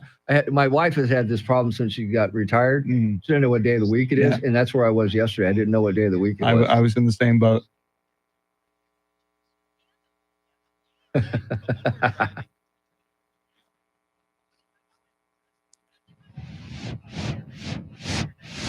Yeah, this is not good. See, look, they're doing it. They heard us tease it, so they're doing look at weather. that. You're right.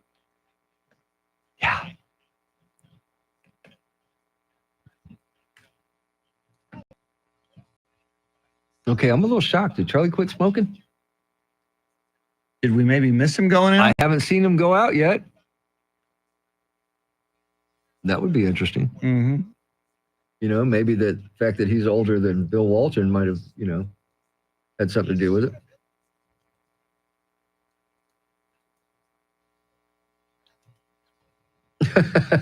Thank you, Eric. Oh, God.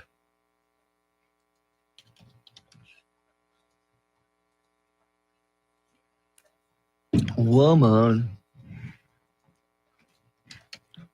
Okay.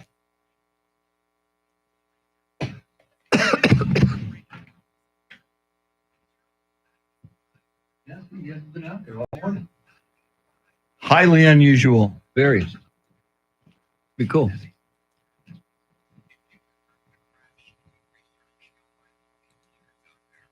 Five weeks since what? Oh, since you retired, Travis? Think about, okay, I can't read this.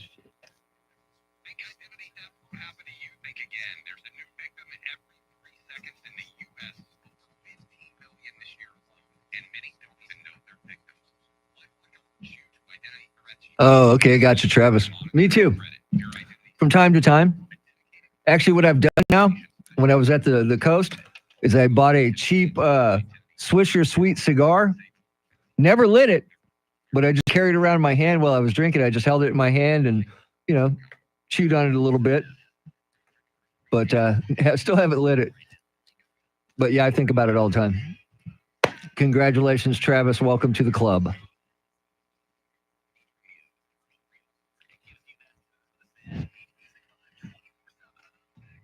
Good vibration. Okay, Chris. Radio. Go, Spurs, go.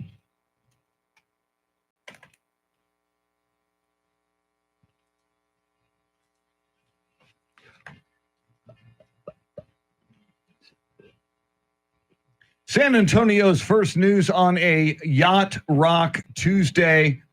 The weather could be severe later today and certainly into the overnight hours for the San Antonio and South Texas area. We'll take a comprehensive look at the weather coming right up. But first, Charity McCurdy, what stories are you following?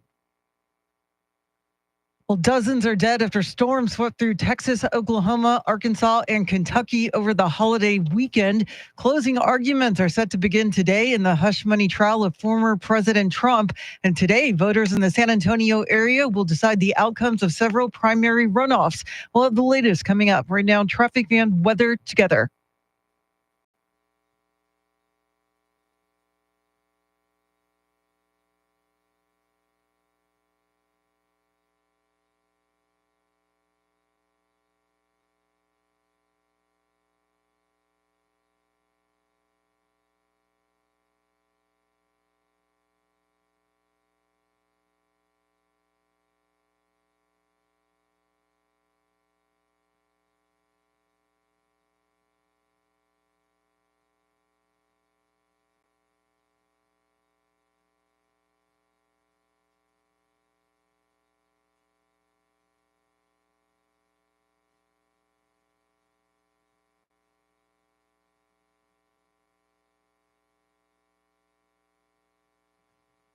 Scattered clouds with the possibility of an isolated thunderstorm developing this afternoon. Highs in the mid to upper 90s. Tomorrow, clouds and sunshine. Stray shower thunderstorm possible. Highs in the low 90s. And then on Thursday, scattered thunderstorms in the morning, then partly cloudy in the afternoon. Highs in the low 90s. It is 80 at Lackland Air Force Base, 80 at Fiesta, Texas, and 79 here in Stone Oak. WOAI News Time, 7:51.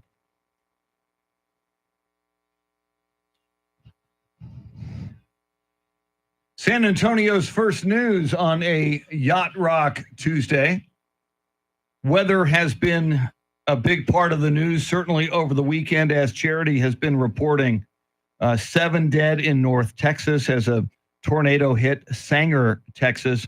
At least 23 dead across 4 states as a result of severe weather over the weekend, and severe weather likely to continue across several regions. Here in South Texas, I'm looking at the latest Weather Channel forecast for the San Antonio area, and it says there is, quote, a likely risk of severe weather today. Wind, tornadoes, and hail are possible. Look out for damaging winds. Stay aware and be prepared, end quote. And Charity, as I'm looking at the hourly forecast, looking at the chances of rain or thunderstorms as we move into the evening hours, right around 7 o'clock, 8 o'clock, and certainly at 9 o'clock and 10 o'clock tonight, they are predicting scattered strong storms for the area. Yeah, there's a 60% chance of severe weather this evening. So, I mean, that's what you need to look out for. Obviously, the forecast can change. So definitely keep it here. We'll give you the latest information. But, I mean, we saw what happened in North Texas. They're, I guess, used to, on certain level, tornadoes, that kind of activity. But you can't rule it out, even for South Central Texas. I mean, this is the time of year where we're seeing a lot of wicked weather. Yeah, and the wicked weather coming at night, that's a concern because, once again, tornadoes at night, very scary. Yeah, and we're looking at a future radar forecast for Texas and for the southern United States. And even though, while we do have a chance of strong storms here in the San Antonio area, once again, up in North Texas, around the Dallas-Fort Worth area, it's looking like they could get hit very hard again late this afternoon and into the evening hours. And it's worth pointing out that we have a chance, like a decent chance, I would say, like 40-50% chance of showers and storms for our region pretty much Thursday on. Yeah. So this is going to stick around. And look, we need the rain. We can always use the rain. What we don't need is the large hail, the damaging winds, or tornadoes. Take the rain all day long. Yeah, and, you know, there's a false sense of security here in South Texas. You think, well, tornadoes don't happen here that frequently. We're not in Tornado Alley. We don't get them as frequently, certainly as North Texas, certainly as much as Oklahoma. But indeed, hurricanes can strike here. They have struck here. They have created great damage here over the years. So you've got to certainly stay vigilant, especially when you get a forecast like this that tells you they could be happening, especially as we move into the evening hours tonight. Yeah, and in addition to the death and destruction caused by like these tornadoes we're seeing in North Texas, I mean, I think of the hundreds of thousands that were without power this morning, and then that's with the summer-like temperatures. Oh my gosh, we're experiencing. I mean, you saw what happened in Houston last week. It took like a full week before power was completely restored for most Houstonians. Yeah, that is not good news at all. And you mentioned we don't likely get tornadoes down here, but it seems like there's been more tornadoes lately than I've heard of in a long time. We're talking 60, 70 in a day. And we've been reporting on it. And Charity and I had that conversation, Mr. T, last week when you were out. It feels as though, and I know it's still the month of May 28th, it feels as though in the month of May, we've been reporting more cases of tornadoes, severe and deadly tornadoes. And hail, lots of hail. Yeah, and hail. But as far as the tornadoes, Charity, it just seems like there's been more in the month of May than we're used to having. Yeah, I think they said that Sunday was the most active severe storm day so far this year. And again, we're not even done with the month of May. No, and that's very scary. And going back to losing power, if there's a chance of us losing power in these heat, you know, the heat that's going on, look at the heat index today looking 108. Yeah. Think about that without AC. I stepped out of my home this morning at about 3:40 a.m. and it felt like I was about to say Miami Beach in August, but you said, Mr. T, and I've never been there, but you said Vietnam. It's like Vietnam. Felt like Yeah. people describe Vietnam Yeah. just dank and humid and very, very, very warm. You just know it's going to be a brutal summer if we're already experiencing excessive heat warnings. I mean, I can't get to the pool fast enough.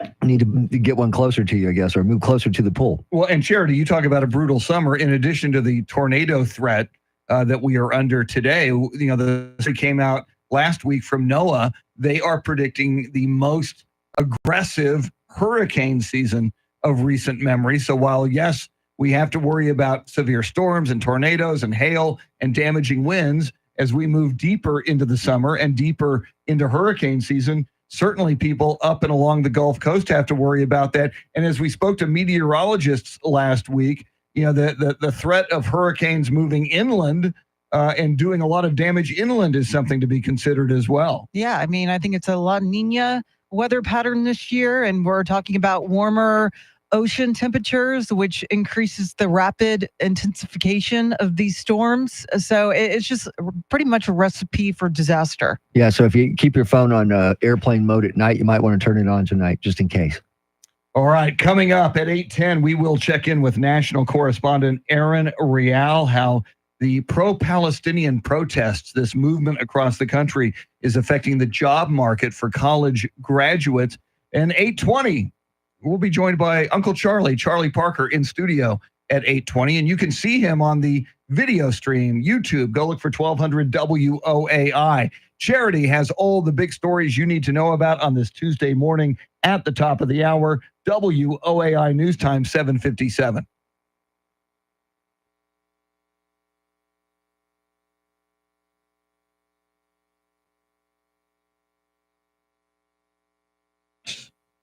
Oh, there he is. Look, he did go out. Do what? Look. Oh, he did? Yes, we just missed him. How the hell did he sneak out? I have no idea. He's a chameleon, I tell you. Yes, he Chameleon. He should be probably picking up the Headphones right now, headphones walking and in coffee here. and That Storage Wars guy, he's not famous.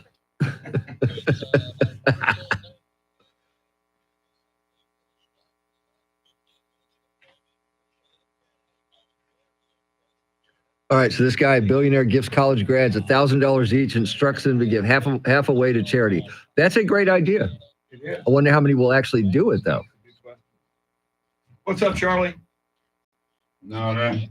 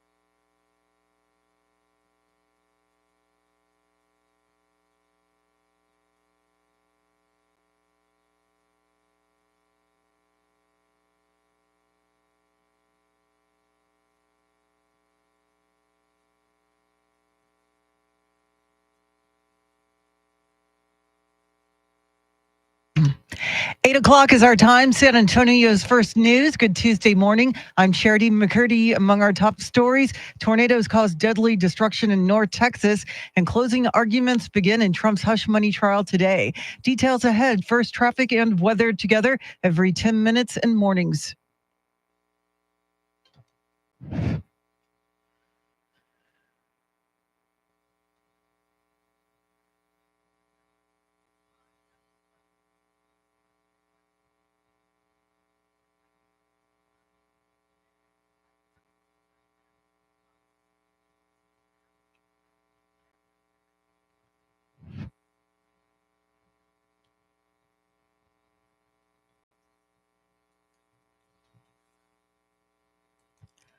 Your Weather Channel forecast for this Tuesday: some areas of patchy fog, scattered thunderstorms possible this afternoon, a high near 100. Tonight, storms possible, a low near 70.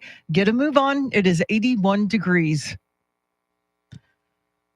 Well, several states are recovering from the impact of several tornadoes that rampaged through the region over the holiday weekend. Here's Fox weather correspondent Max Gordon reporting from Valley View, Texas. This tornado, the deadliest to hit Texas since 2015. Among the dead, a 2-year-old and 5-year-old. The tornado hit northern Texas late Saturday night, tearing through an RV park, destroying more than 200 homes and damaging around 120 others. Governor Greg Abbott pledged his support for storm victims and praised Texans for coming to each other's aid in the immediate aftermath. President Biden spoke to Governor Abbott as well as Governors Kevin Stitt of Oklahoma and Sarah Huckabee Sanders of Arkansas, expressing his condolences for the lives lost. Between Friday and Sunday, there were 38 confirmed tornadoes that touched down across 10 states. Along with the victims in North Texas, 2 people died after an EF3 tornado hit northeastern Oklahoma. 8 storm-related deaths were reported in Arkansas, and 4 people died in Kentucky. Well, closing arguments in the hush money trial of former President Trump are expected today. Fox's Tanya J. Powers has more on Decision 2024. The jury in former President Trump's hush money trial is expected to hear closing arguments after being sent home by Judge Juan Merchan last Tuesday for a long break after the defense rested its case. Deliberations could begin as early as tomorrow. Former President Trump is charged with 34 felony counts of falsifying business records. He has pleaded not guilty. Prosecutors say he falsified those records to cover up campaign finance violations. The charges are connected to a 2016 hush money payment made to adult film star Stormy Daniels to buy her silence over her claim that she'd had a sexual encounter with the former president in 2006, something he says never happened. In New York City, Tanya J. Powers, Fox News. Well, today is primary runoff voting day in Texas, and voters have some key races to decide.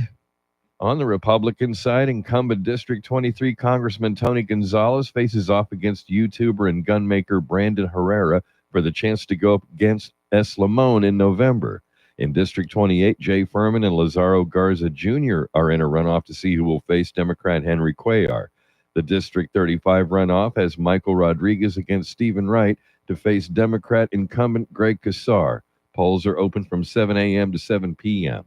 Eric Lycum, News Radio 1200 WOAI. Police are investigating after an elderly woman was killed by a stray bullet in downtown San Antonio Sunday night. Police Chief William McManus said 80-year-old Heidi Silkworth, who was from the DFW area, had just attended a graduation at the Alamo Dome before she was killed in the crossfire. 2 groups of men who were involved in a shootout, and one of them, a 19-year-old, was critically wounded. McManus said that when an arrest is made, the suspect will face charges of murder and aggravated assault with the deadly weapon.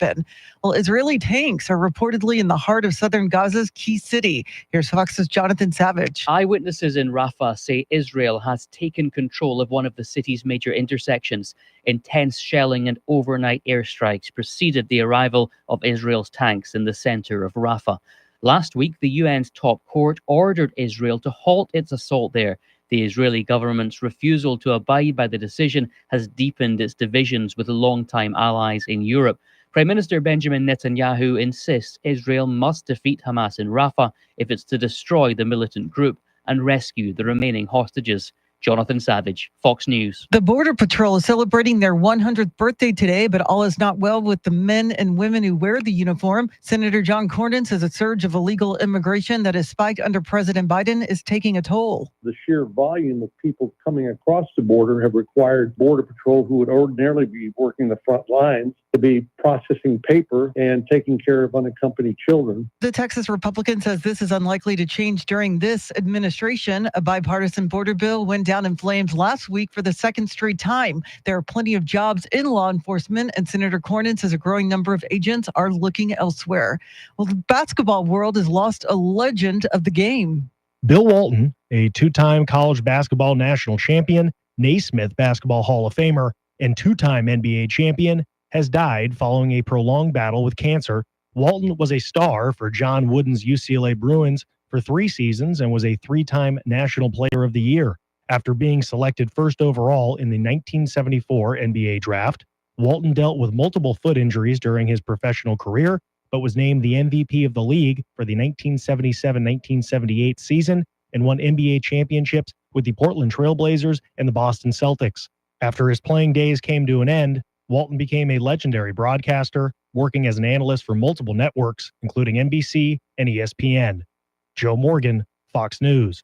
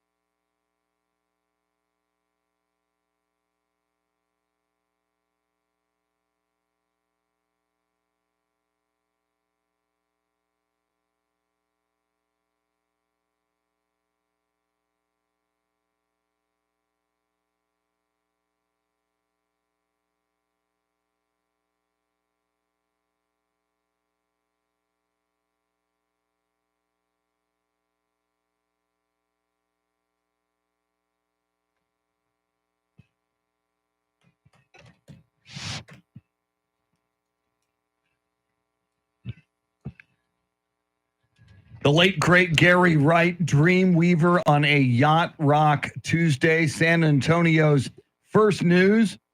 Mr. T back from vacation. She's Charity McCurdy. Charlie Parker in studio. He will join us at 8:20. You can see him on the live video feed on YouTube. Just look for 1200 WOAI. Joe Pags at 8:40 with a preview of his afternoon show. And coming right up, national correspondent Aaron Real. Lots of college graduates hitting the job market, but what about those who protested, were part of the pro-Palestine movement? How will that affect their job prospects? We'll dive into that in just a moment. But first, your traffic and weather together.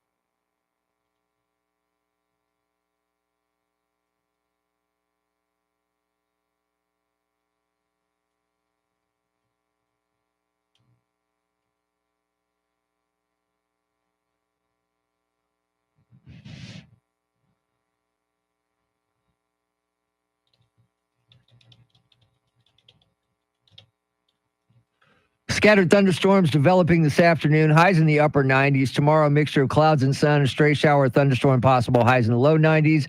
And then on Thursday, scattered thunderstorms in the morning, then partly cloudy in the afternoon. It is 80 in Alamo Heights, 80 at SeaWorld, and 79 here in Stone Oak. WOAI News Time 810.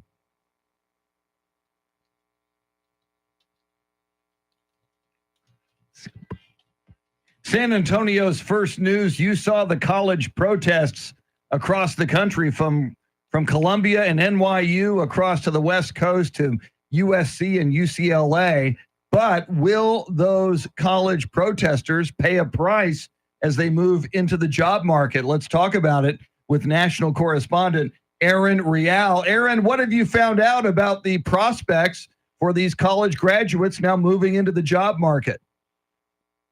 Well, they've had a turbulent 4 years on campus, and now we're seeing that 64% of employers, this is according to a survey by Intelligent.com, they've become really concerned about hiring folks who have graduated in the past 5 years pretty broadly.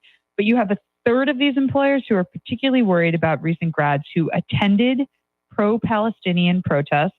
And then 22% said that they're straight up reluctant to hire graduates who participated in these demonstrations. So there seems to be a difference between attended, walking by, checking it out, doing the college thing, and then participating. And I think what's most interesting, the stat that's most interesting from this survey, is that 2/3 of employers said that they were reluctant to hire protesters because they didn't want them to be confrontational in the workplace. That's really it.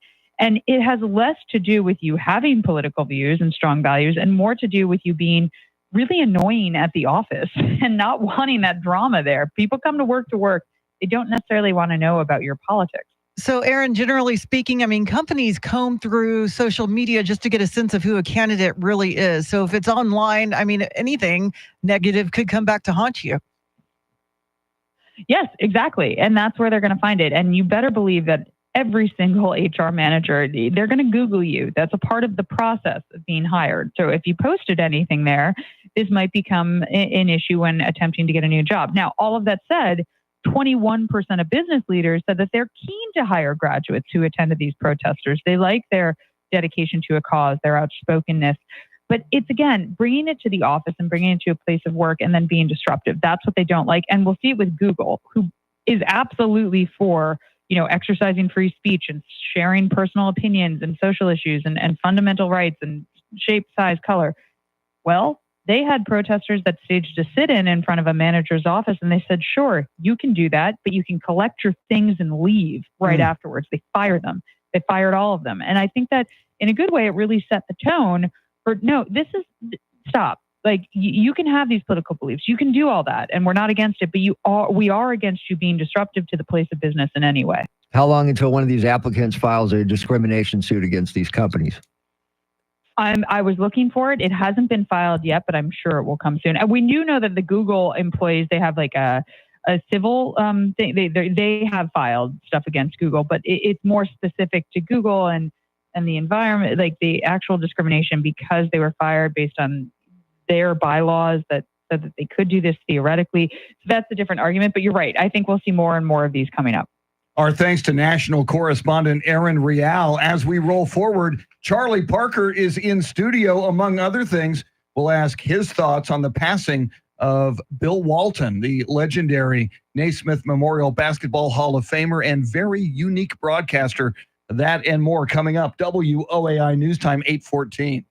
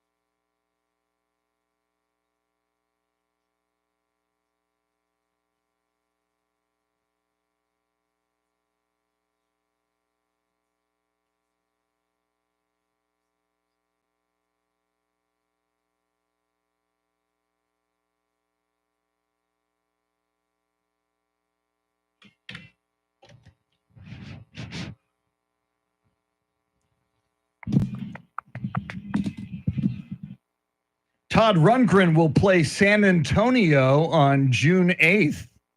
He is always a great guy to see live. Charlie Parker is in studio. We'll talk with Charlie about a range of topics coming right up. But first, Charity McCurdy, what stories are you following?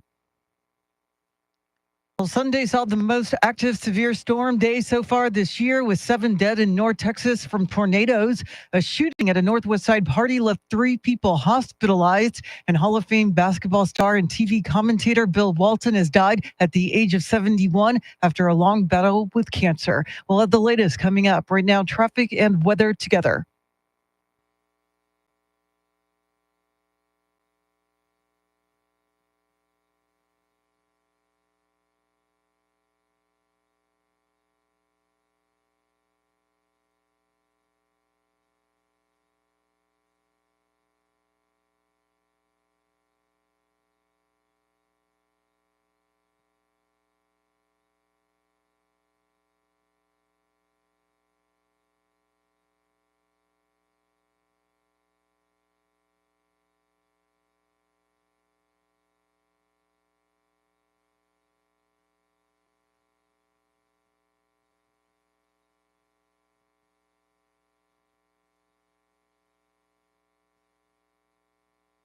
Scattered thunderstorms developing this afternoon, highs in the upper 90s. Tomorrow, a mixture of clouds and sun, stray shower thunderstorm possible, highs in the low 90s.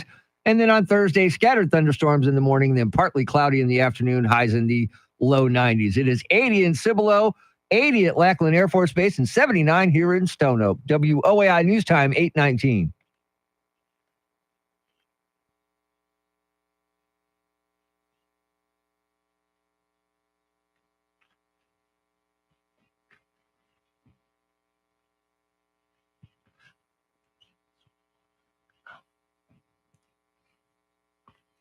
Gino Vanelli on a Yacht Rock Tuesday. San Antonio's first news.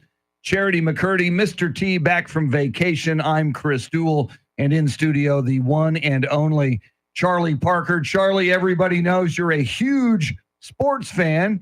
You're also a career broadcaster, sports and broadcasting. The late, great Bill Walton, who we learned passed away yesterday at the age of 71. He distinguished himself in both professions. A lot of professions. I think he probably did better than anything was being a political activist. He was all over the place. Look at this. He was a part of the UCLA team that won 88 straight basketball games. He was a 2-time NCAA champion at UCLA. He was a 3-time, not twice, 3-time college player of the year. Wow. MVP in the NBA in 78, MVP finals in 77 when he won the championship with Portland. Later, he won a title with the Celtics and was the 6th Man of the Year award winner in 1986. Led the league, NBA in blocks and rebounds in 77. And I profess the best college player ever. Wow. That's maybe Jabbar. What about Pistol Pete? Two different styles, two different positions. And a big man dominates, Yeah. whereas Pistol Pete could shoot the ball like a madman, but Walton and Alcindor, both from UCLA, just dominated. And without question, I don't think it can be argued. He was the best passing center to ever play the game. No doubt. In college and in the pros. And if he wouldn't have had the foot problems, he would have a much longer career. Yes. Yeah. The only thing I hate if you're talking Bill Walton, or if for whatever reason the SLA Patty Hearst situation from the comes up, people start, well, you remember Bill Walton? I stop him right away. Whoa, hold on, get your facts straight. Bill Walton knew an SLA sympathizer, was called by the FBI, drove from, I think he was in Oregon at the time, drove down to California to be interviewed by the FBI. And that was the end of it. Yeah. He didn't know Patty Hearst. He wasn't involved with the it's just stories just get whacked out of shape over the years. My favorite Bill Walton story, February 2001, NBA All-Star Game, Washington, D.C. In the media room, drinking, media people, blah, blah, blah. And Bill at the time was a media guy. We were talking about all kinds of stuff. And in our conversation, somehow it got around to the next day. My plan was to go around Washington, D.C. and check out all of the sites. The sites. He suggested that we go when the media room shut down, which was at 11 p.m. Nice. I had to wait on him. You were talking earlier about his injuries and how long it took him to get from one spot to another. I had to wait for him to walk over to a bank of payphones and make a phone call back to California. And he had to take off just pounds of contraptions Braces that were on his legs and- and feet. And when he finally finished making his call and, got everything back on, we went out in front of the hotel. He rented a cab and we drove around Jefferson Memorial, Washington Monument, Lincoln Memorial, driving around Washington, D.C. at 12 o'clock, 1 o'clock in the morning. Beautiful. Tremendous. Where there's you couldn't get the tour thing. No, but still, yeah. Nobody was out. Yeah, Bill Walton was your tour guide. Exactly. Yeah, arguably his best moments were when he wasn't talking sports, when he would go off script, talking about trivia, his love for the Grateful Dead. I think he would even throw in some drug references from time to time. Occasionally. Oh, he knew a little bit about that Occasionally. as well. Well, he was from California. I mean, he lived in Oregon, but he spent a lot of time in California. You know how that goes. Well, that's where he was raised primarily. I did not know he had a brother that played for the Dallas Cowboys. Bruce Walton, number 78. Yeah. There you go. Rain Man. Oh, no. Here we go. That's scary, isn't it? Here we go again. Did you see, Charlie, the 4-part ESPN 30 for 30 on Bill Walton? No. Great. You'll love it. I'm not sure I have ever seen a 30 for 30. Oh, they're great, man. They do a This good job. one you should see. They do a I- really good job. I saw it about a little over a year ago, and it's just mind blowing. I think it's called the luckiest man alive or something. The luckiest man alive. He says, I'm the luckiest man alive throughout it. Yeah. Well, he was we talked about his political activism. He was also extremely anti-capitalism. Yeah. Money was of no consequence to him. Yeah. He would give money away to people he was just a great guy. Fun guy. And I didn't know that he had cancer. That I told Chris this morning when I got here. I had no idea. No idea. Yeah, he was just a great. That night was one of the most fun nights of my I would life. imagine. Except for the time watching him take off all that stuff to make the call. I mean, it took him 45 minutes. In the total time to get it off, make his call, and get it all back on, so he could walk outside the building. And I told Charity and T this earlier, Charlie, as part of the Spurs 50th anniversary, they did this multi-part YouTube documentary of the 50 years of the Spurs. Lots of Bill Walton in it. He loved the Spurs. Popovich. yes. He loved the Spurs. He loved Tim Duncan. He loved San Antonio. So, yeah. Yeah, just a great human being. Yeah. Amen. Agree. Amen to that. Bill Walton passed away. We found out yesterday at the age of 71. Charity has everything you need to know here at the bottom of the hour. We're keeping an eye on that courtroom in Manhattan. Former President Donald Trump should be making a statement to the media. We will grab that for you. Joe Pags with a preview at 8:40 as well. WOAI News Time, 8:27.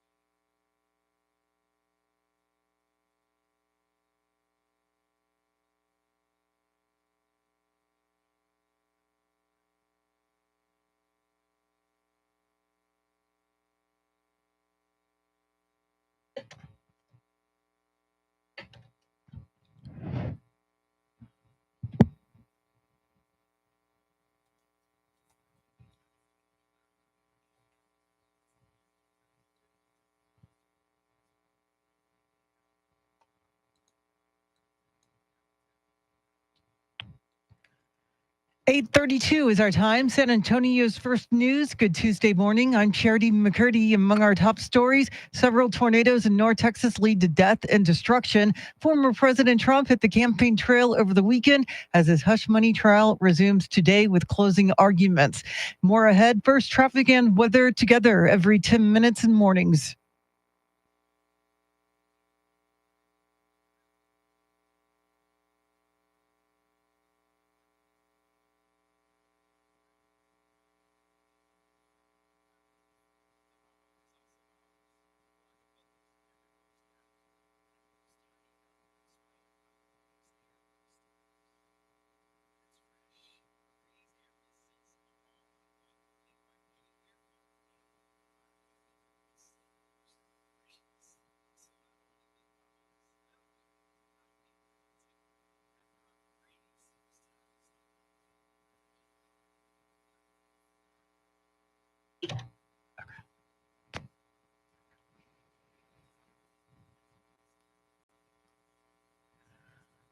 Your Weather Channel forecast for this Tuesday: patchy fog, scattered thunderstorms possible this afternoon, a high near 100. Storms possible tonight, a low near 70. Right now, 80 degrees.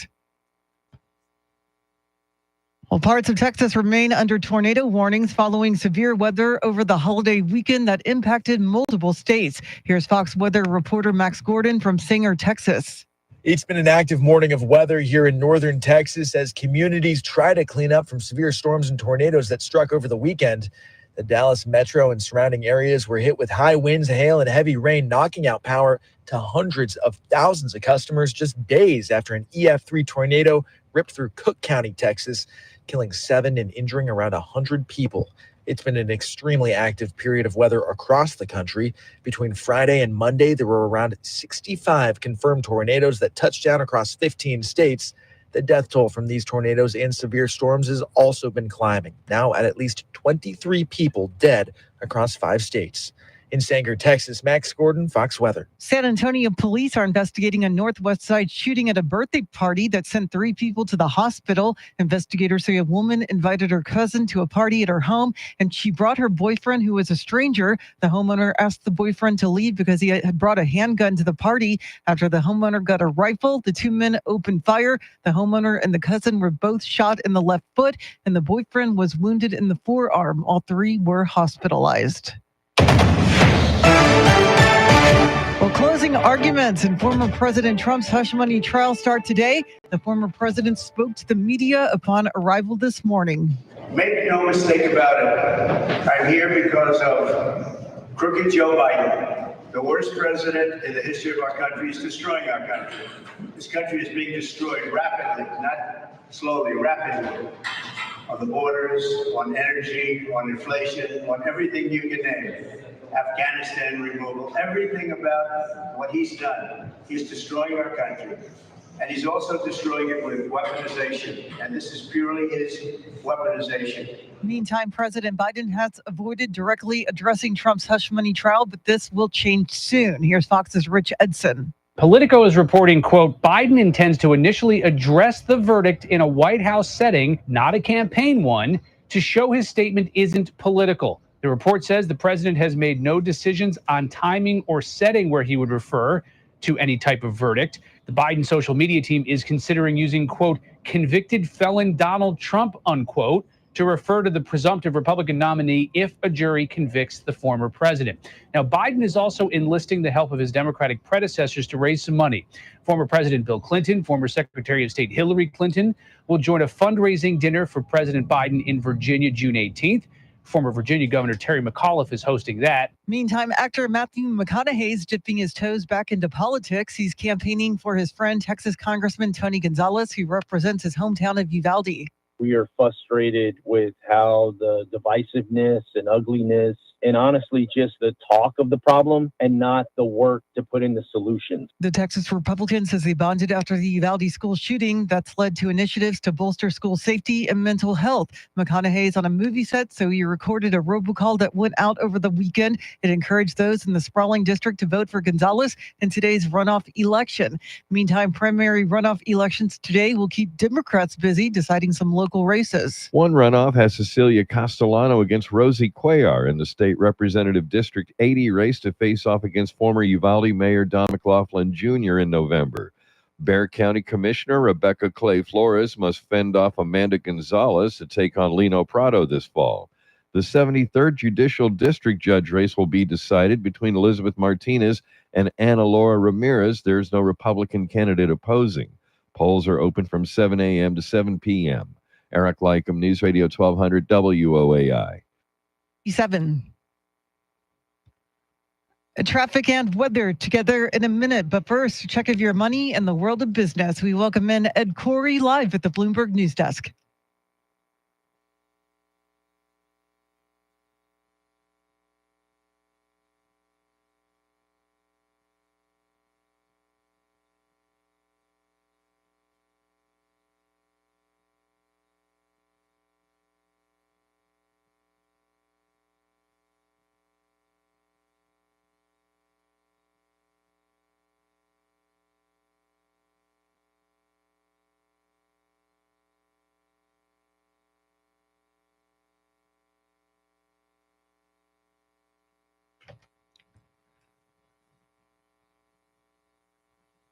Thanks, Ed. News at the top and bottom of every hour, along with breaking news as it happens. I'm Charity McCurdy. Here's traffic and weather.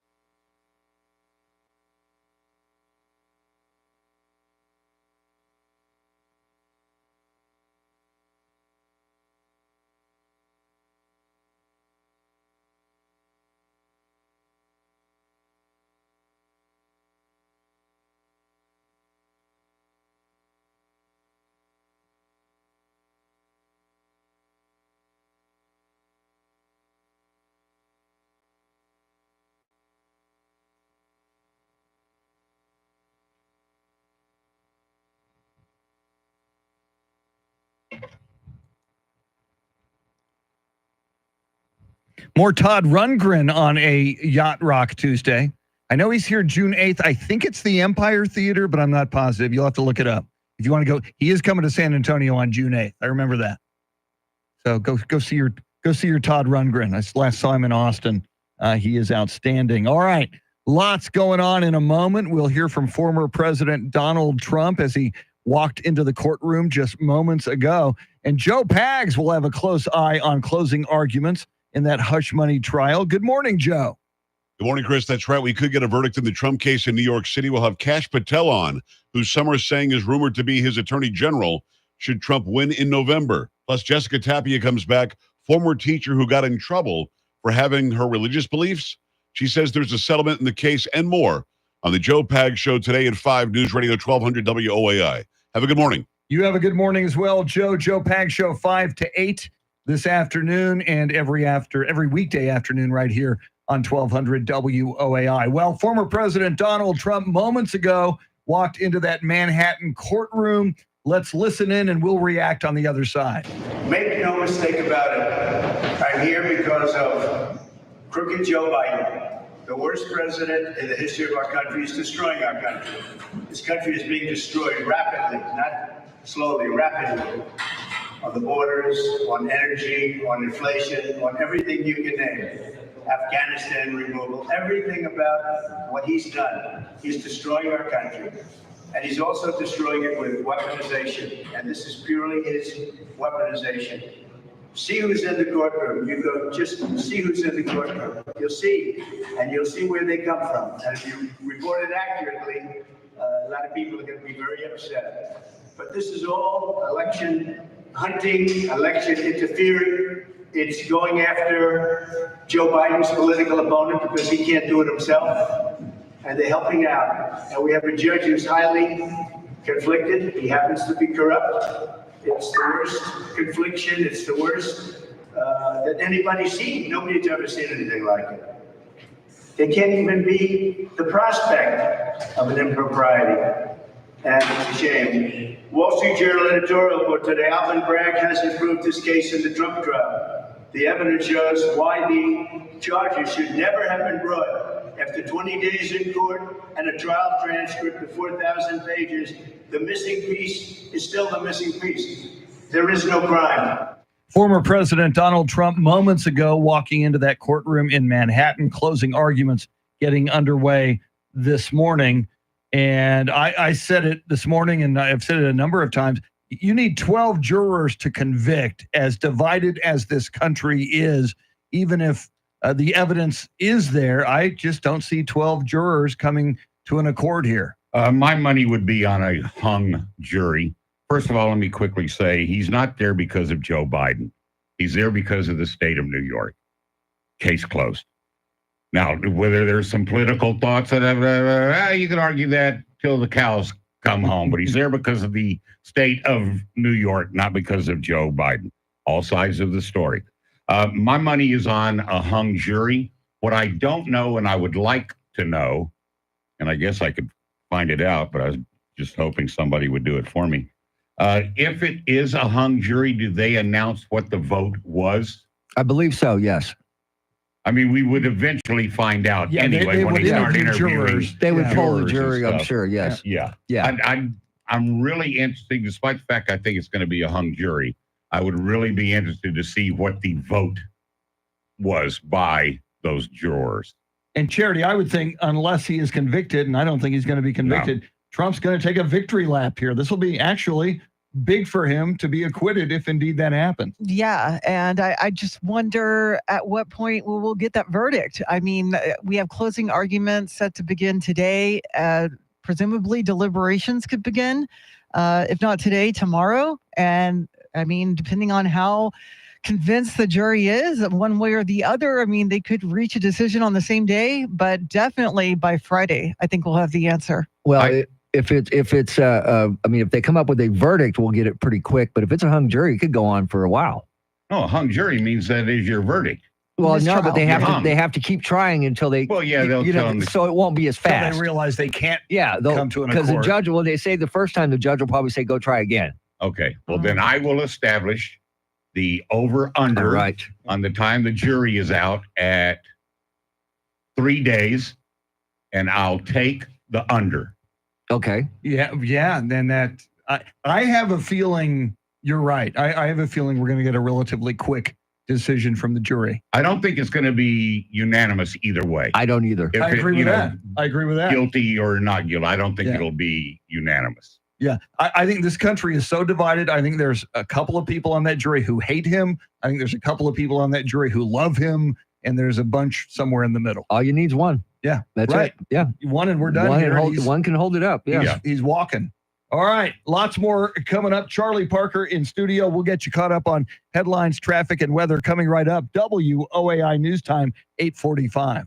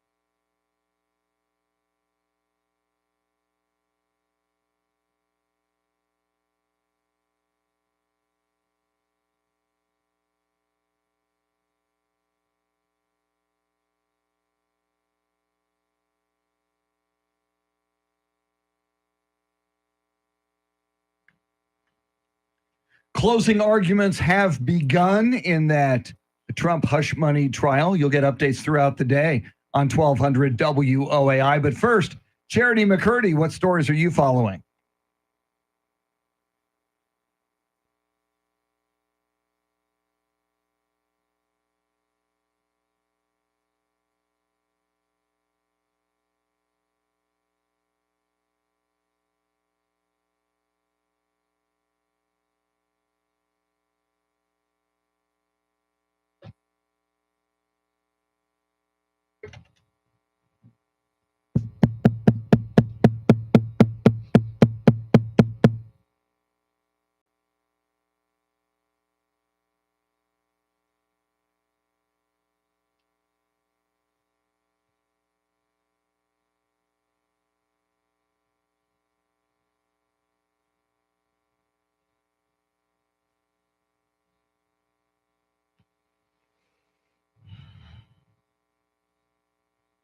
Scattered thunderstorms developing this afternoon, highs in the upper 90s. Tomorrow, sunshine and clouds mixed, a stray shower thunderstorm possible, highs in the low 90s. And then on Thursday, scattered thunderstorms in the morning, then partly cloudy in the afternoon, highs in the low 90s.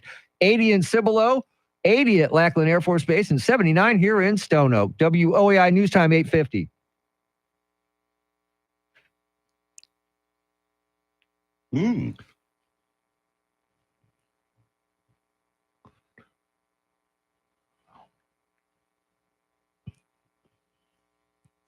San Antonio's first news on a Yacht Rock Tuesday.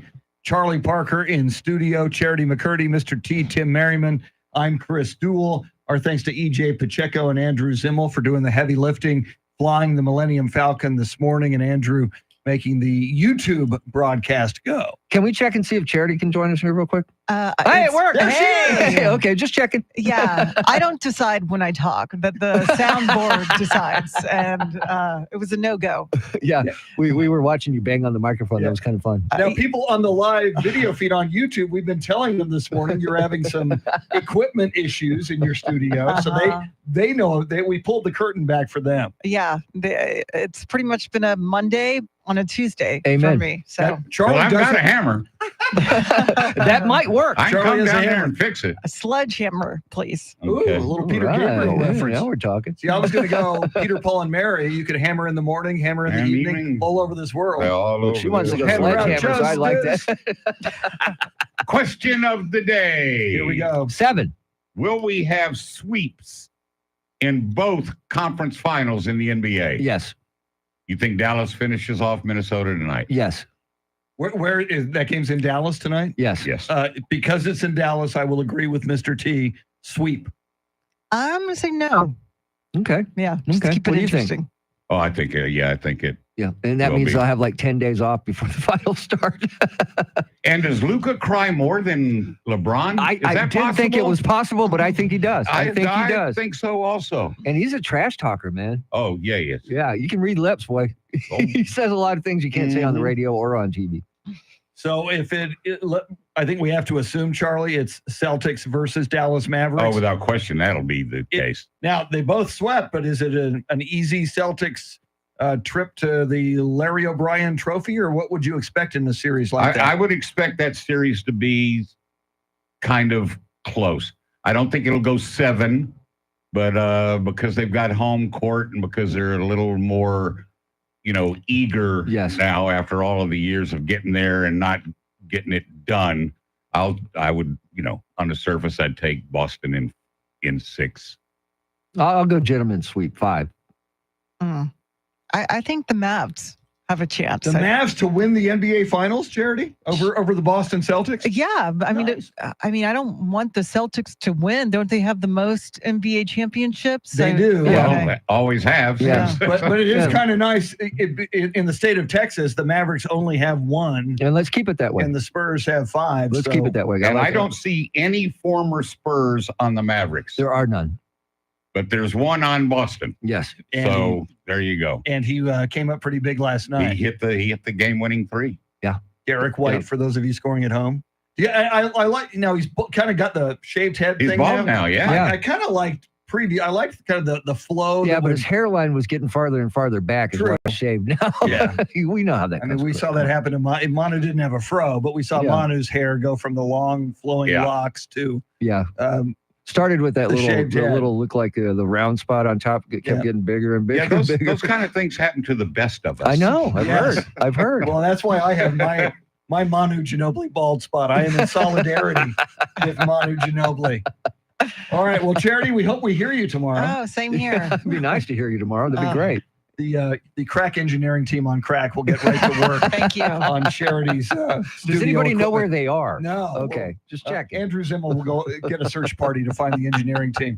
Our thanks to Charlie Parker. Our thanks to everybody who listened. Coming up, Glenn Beck. I'm sure he has a few things to say about closing arguments in the Trump trial, which is underway right now. Charity, with all the big stories you need to know about at the top of the hour. But right now, your Sean Hannity Morning Minute, WOAI News Time, 8:55.